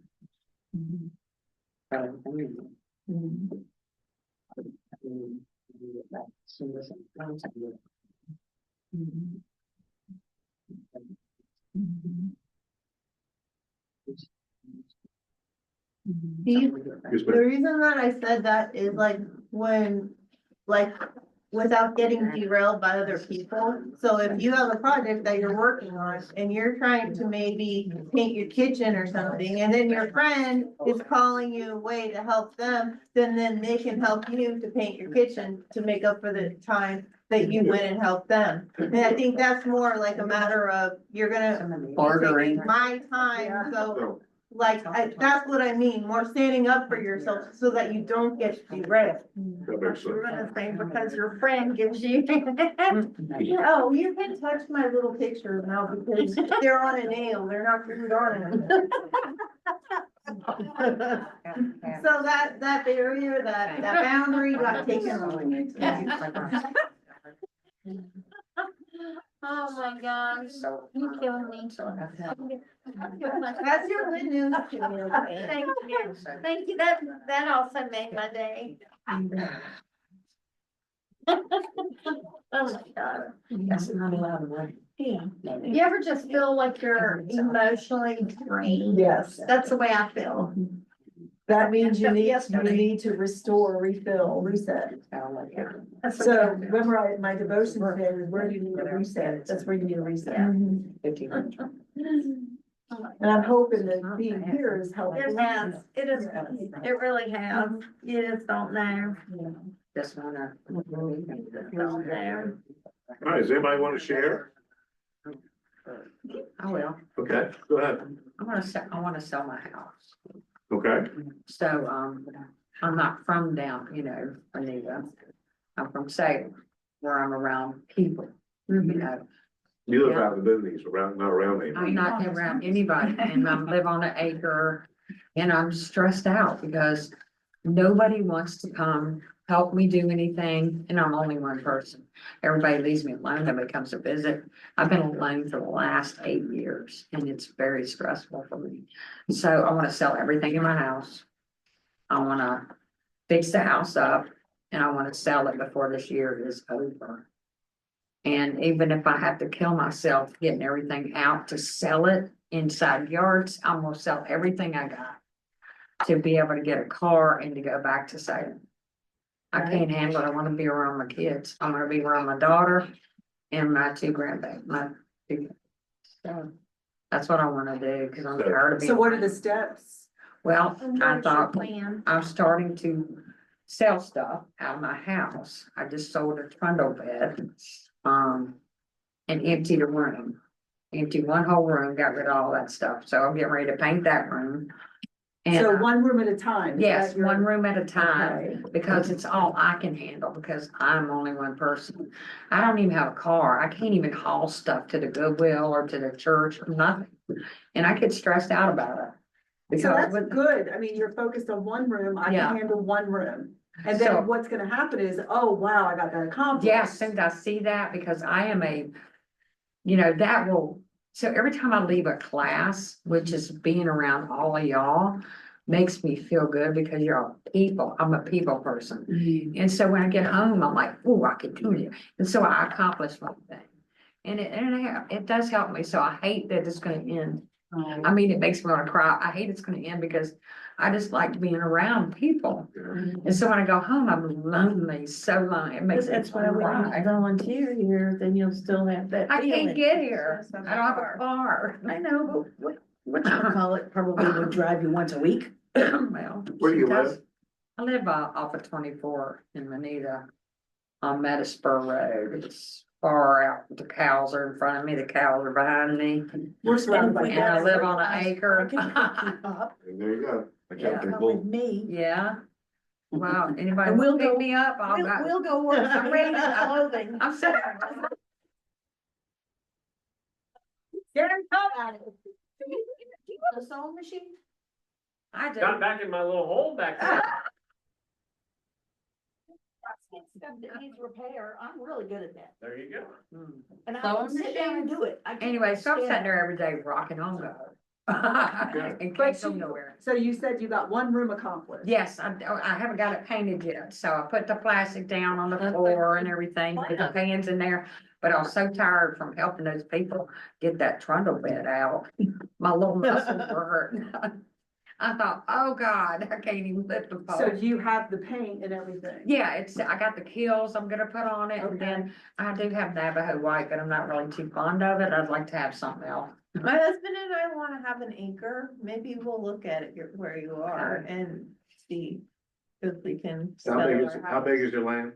It's just an We acre. wanna have nobody around us, so if you don't Well, have there's a anybody house on each side of me. It's a distance, Yeah. but each person has like an acre or two or whatever. That's So, but I have a, it's actually a double wide, but I went to go look, to put a new modular home on there. And I don't have the money to do that, but it would be worth $300 thousand if I could put a home on it, Right. but I can't do that by myself. Well, it's realistic, before you do any of that, make sure you talk to him first. Yeah. So, And I can, so your goal is specific, Mhm. it's measurable. It's clearly attainable. You're moving one room at a time. It's realistic. You've already partly accomplished that goal. You're moving one room closer to completion. You've got a time specific by the end of the year. You want to sell your property and move. by my son's birthday, October 29th. Okay. I'd like to get it done so So I you can. have a potential buyer. I know a A couple lot other of people. people, I want to get my flooring down and, So I this, haven't this had, is such a big deal for you, considering where you started 7 weeks Yeah. ago. so it does mean a lot to me being in here. And Franny goes, it's too bad they don't have a part 2 of this class. Something that I'm thinking about is there's at least 50 of y'all out there now. That Stephen and I have been a part of. And so God's put on my heart, this is getting ahead, so how do we stay ahead? So I may have all the students have a reunion, have everyone come together, and for me to ask you guys, what went well, what can we do better, and also, how do we stay ahead, and who's wants to be a part of that team? Well, I was thinking the last 2 classes, I thought, for me, why wasn't that, and you might can explain this, why wasn't the last 2 classes more towards the beginning? You mean setting goals? Yeah, And more in but the these beginning. last 2 classes for me has been more in depth, Mhm. but I feel like they should have been at the beginning, but maybe I was the only one. Well, I thought so too, but also I think Yeah, they're they- trying to break down the walls so that you feel more comfortable, so that you feel People more. are not gonna comfortable. share. There's a why we do what we do. Well, that's what I said, maybe y'all can answer my. I mean, Your first day, would you have opened up and shared, like, this is why we play the games? Right? You laugh. Everyone gets lighter, then we go deeper, deeper, deeper. So But the there's, thing about the setting the goals, we would have had 7 weeks to really work on that. I don't think most people are ready to even begin to set goals Okay. when you walk in the door. no, you don't even know where You, you are you, yet. you can't really even think about goals. You just know you want something better than where you are right now, but you have honestly no What that looks comprehension like, as to or- how to get there, or if life is ever gonna get any better. Like Steve Yeah, and they- So maybe said, it was just me. If they Okay. throw it all at you in the very beginning, you get overwhelmed and then Yeah. you're like, But I now don't I think I feel can like do I'm this. leaving and I'm not, now I feel like I'm leaving and I haven't quite. well, but also you're dealing with all that underlying stuff with the boundaries and having healing your old stuff that is kind of holding you back. So you're working on like rebuilding yourself, repairing yourself. then you're ready for goals. And then you've also got to go through the self-assessments, because you actually got to come to that place where you actually are ready to look at your life and yourself in an honest way. And I don't know how many of you said that that portion was not only hard, but eye-opening. Yeah.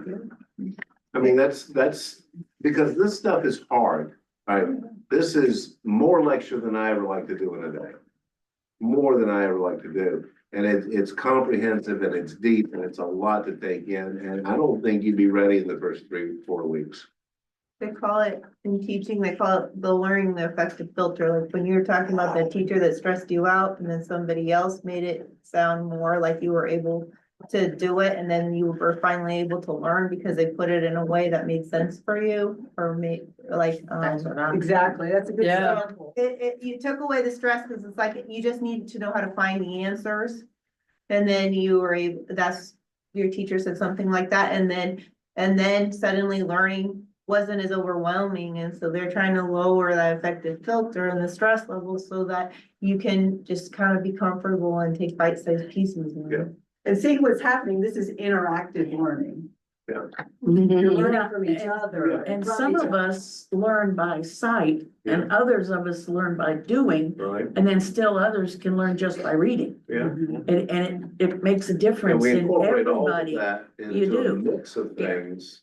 Yeah. So that you get the most out of this that you possibly can. And that's the point of the games. Yeah. And breaking it up with videos, because listen, Right. 20 minutes and you're like zoned out listening. 20 minutes, I'm zoned out on myself.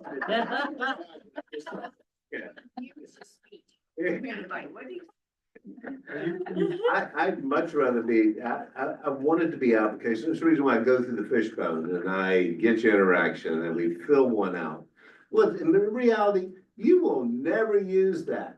That's not the point. The point is your interactions, your thinking. You've got to think about everything and how it's not just surface, it's not just superficial. Right. There is so much more. If you just think through the process, you will come up with a better result.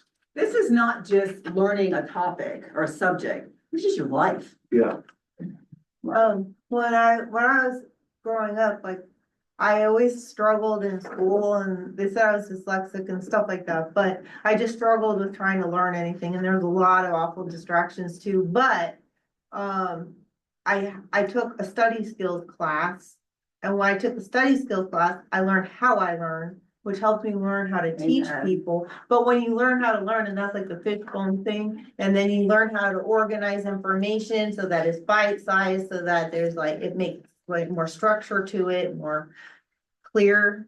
And so you're just showing us ways to make things more simple, more game plan, making a game plan for life, teaching us different ways that we can do that. So let's be honest, most of us, including myself so much of my life, you really don't make a plan. You just kind of get up and do. Or I'm the go. opposite. I mean, but I mean, some of y'all may, but I mean, me, so I knew what my process was going through law school, but after that, I just kind of got up and did, kind of figured out Even how. when you did your law office and got it started, you didn't think about a plan? Well, I think all I knew is I needed to get business in to have money to be able to pay everybody. Yeah, but you had to have a plan to go out and get business. How did you get business? I thought it was just my good looks and my lovely personality. Well, It's that wiggle. Sometimes that works. You did have a plan. I did have a plan, but it wasn't written down because honestly, if I had thought through my plan in the way that I'm asking you to do it now, it would have, I probably wouldn't have made all the missteps that I did along the way. So I have to tell you what was part of his plan that you've made me laugh, and maybe it'll make you laugh too. So when he first was practicing law, he was young and nobody took him serious. And in order to get clients, he dressed old. He was trying to make himself look older. And I always told him he had the Mr. Rogers look. I bought myself some Mr. Rogers sweaters. I'm 28 years old. I walk out of my office, the first client that walks in there says, "Your dad here." And it's like, All right, so So that was his plan? He needed to look I need to older. look older. I need to figure out So what I you can need to do. put gray in your temples. Yeah, now I'm just trying to keep the gray from being there. Seems like, dude. If I had planned better, well, let's be honest with you, if I had planned better, I would plan this thing out, I would have never bought that nightclub. Right, that is the stupidest thing I ever did. You know where I was? I was in the S and the R and the emotions got the best of me, and it's like, let's just do something really stupid today. You didn't listen to wisdom. I No. said, you don't need to do that. Yeah, I mean, It's fun. yeah. It'll be- How How many about times he nightclub? responded? You in still his got it? Emotion. Ready to party. I have made mistakes that have destroyed decades of work just because of stupidity And not having a plan. and not having a plan. So I say that out of understanding, hey, I've done stupider things than you probably ever have. I don't know about I that. doubt it. Not than you, I know not ever more than you. Nobody could have done the stupid things that you've done. Well, there's a morale booster. Hey, came out of it, okay. That's all I can tell you. Anybody else want to share the plan? Yeah.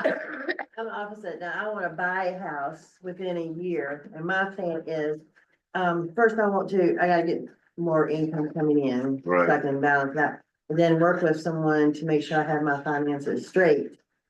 And everything is, and all my owed debts are paid, Right. follows to the oldest, then work with someone to buy a house within, cause I want my dogs to be able to get out and run, be happy. I wanna See be. what happened in here. And by the way, good job. That's a great. Yeah, and I wanna be near my grandkids because they live in Burnt Chimney, so they're, It's a ways away. yeah. But are you gonna be able to accomplish your job and live near your kids at the same time? That's really probably the biggest question. They're hiring police over there. You mean, she wants to be. Well, my son wants me to, come and stay with him this summer and watch the kids, the three of them. He said, Mom, I'll just pay you to watch the kids and go out and do something with them. And that's when I said, well, we'll talk about that later. Let me see, Yeah. because I said I got other things I need to do first. Rocky Mountain. So we'll see where it goes. But that's my original goal is to be able to buy a house within How old are your grandkids? 6, 7, and 13 today. Happy birthday. So the goal is to buy a house, but the house has to be near your kids. I want it near, up this way towards my kids, yeah. I mean, don't have to be right on top of them. I'd rather be like a mile or 2, 3 miles away from them. I don't want them, because my granddaughter said, Granny, if you move outside right near us, I can just walk and stay with you every day. I said, well, no. Don't wanna live that I'm close, back then. to mama. She said, well, you only mean when you don't let me do what I wanna do. I'm mean every day. So what's the process of doing, I mean, how do you break that down even further? So it's a big goal. Yeah, it's a Yeah, big goal. because you've got your credit over here you gotta deal with, you've got your job over here you gotta deal with. I'm gonna start with the job first. That way I got the income coming in, so then I can work on the credit to get the debts paid, then work on the house. Okay, And how much time do you think this is gonna take? Well, I'm hoping a year, In a year? but it may be a little bit longer, but I'm setting it for a year. That's what I set. May have to move it back, but we'll see. But the job, the finance, they're all good goals that we And that was- need to. Yes, lead to Yes. within. Yeah. so you don't really write it down Mhm, I got and, that. and start making a plan. For doing that spelling, and for you, even I would go back to the whole Fishbone analysis and break it down, all right? If I'm gonna fix my credit, how am I gonna do that? Right. Gotta get What's the job. what's my credit score?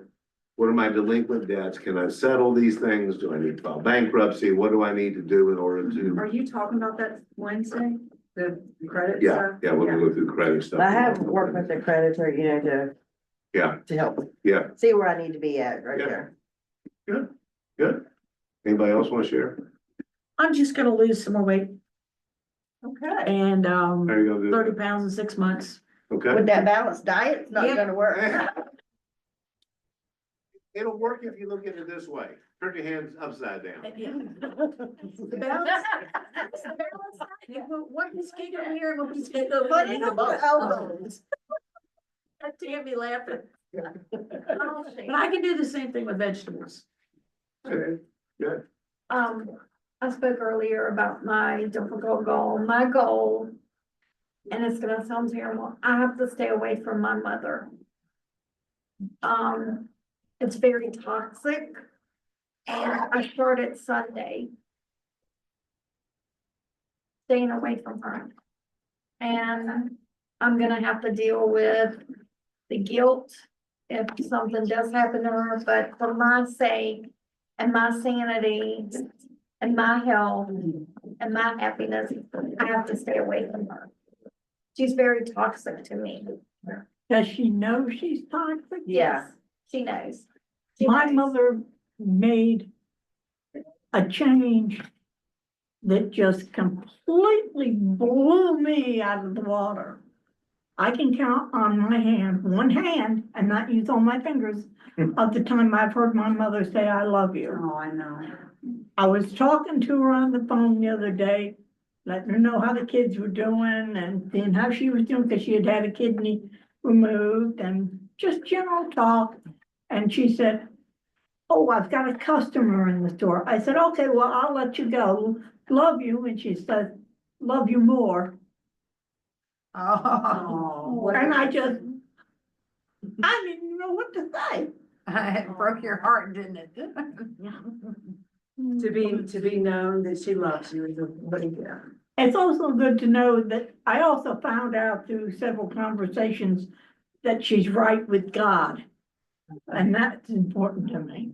Good, thank you for sharing that. Yes. My mother, she doesn't have a problem saying I love you. That's not the problem. The problem is what she does to me. So I have to just, She's very abusive to her. she's very abusive to me. My And, stepfather was very abusive. and that's another story too, that I really don't want to go into. I had a stepfather that was a deacon of the church. That I'll go ahead and say, he molested me for many, many years, many years. And my mother doesn't believe it, and she said if it happened, I deserved it. Oh my gosh. So, I'm dealing with that. Last week, my mother was sick, and I was the one that Drew came the down short straw. and took care of her. Yeah. So I'm dealing with that.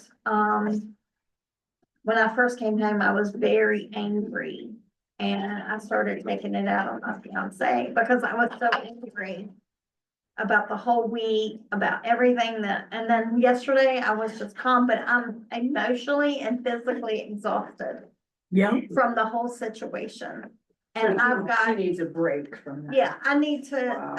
to, and I've given myself, I'm gonna do this for about 6 months and see where we are in 6 months. Mhm. And if it has to be longer, I will be there. I will go longer because I can't do it anymore. And I've explained that to my sister. And I mean, she did this stuff in front of my sister and my son and, another person when she said all this stuff. So it's currently ongoing, so she Yes. just needs that Every boundary. time thing. she sees me, she brings it up. But do they see it? Oh, Yes. yes. Yeah. Everybody else. Because some people Everybody see else it sees and don't it. acknowledge She it. came down to just check on my mom and check on me. Mhm. And she saw just a little bit, a little bit. That And- was a little bit. Well, thank you That for. was- yeah. you, But thank you, you guys, Yes. for allowing me to share that, and we'll just see. 6 months, I'm giving it 6 months right now. And I'm just not having it, I mean, I'll still call her and check on her, but I'm not going to be there for her. And I'm available. Keep you on my prayers. Need to Yeah. talk. or- All right, thank you. It is So much. hard, but you can definitely do it because I have not spoken to my own mother in 6 years for some of the same kind of reasons. And it started with low contact, but I had to go to no contact because she was literally destroying every part of my life with my husband and even affecting my job, and it wasn't any good. And sometimes boundaries do mean. And the last time we spoke, he told me and looked right at me in my eyes and said, I wish you were never born. Yeah, that happened. Yeah. That happened too. So, it's tough, you can do it. Yeah, man. No. Now, see, all of mine How do you happened. feel with the guilt? That's my problem. Well, How do you feel with the guilt? I talked to my husband and God a lot about it. And it's helpful, you know, to have him there and my husband here. That's the difference. It just really helps to talk Wow. to somebody. But if you don't wanna talk to somebody, just write it down like a journal. Yeah, I have one of those. So that really helps too, just opinion, you know. Prayers. She's in All a right, so facility, right? let me just take over here. So Hilda is here, but before I bring Hilda up, I wanted, you guys are doing great. I mean, I love the goals that you're setting. I mean, doesn't it feel like you have life? You have something to look forward to? I mean, isn't this a huge change? Right now, I just want to burn. Yeah. I mean, I think it's just great. It's just amazing to watch the transformations that are going on. So let me pray for us. Don't forget, Wednesday is graduation. Do come dressed nicely, Spiffy. spiffy. Remember, your picture is gonna be on the wall for everybody to For see. eternity. For eternity. Oh, no. Okay. I need to have to help me with the outfit. All right, so let me pray for us. God, thank you for today. Thank you for just, it's almost revolutionary. Just to watch these people step into the hard things, to walk away with hope, to say, I can do it. I can make the changes. I can do the hard things. God, I pray that as we come back and celebrate on Wednesday, that Wednesday is just a glorious celebration of all of the work that they put into their lives over the past 7 weeks. So we are grateful that we get a chance to do this together. My life, my wife's life, we are better because of every person here. So thank you that we get a chance to do this. In Christ's name I pray. Amen. For all of you who are interested, this is Hilda. She is with, yes. You would what? Healthcare? He has. Oh. Remember we said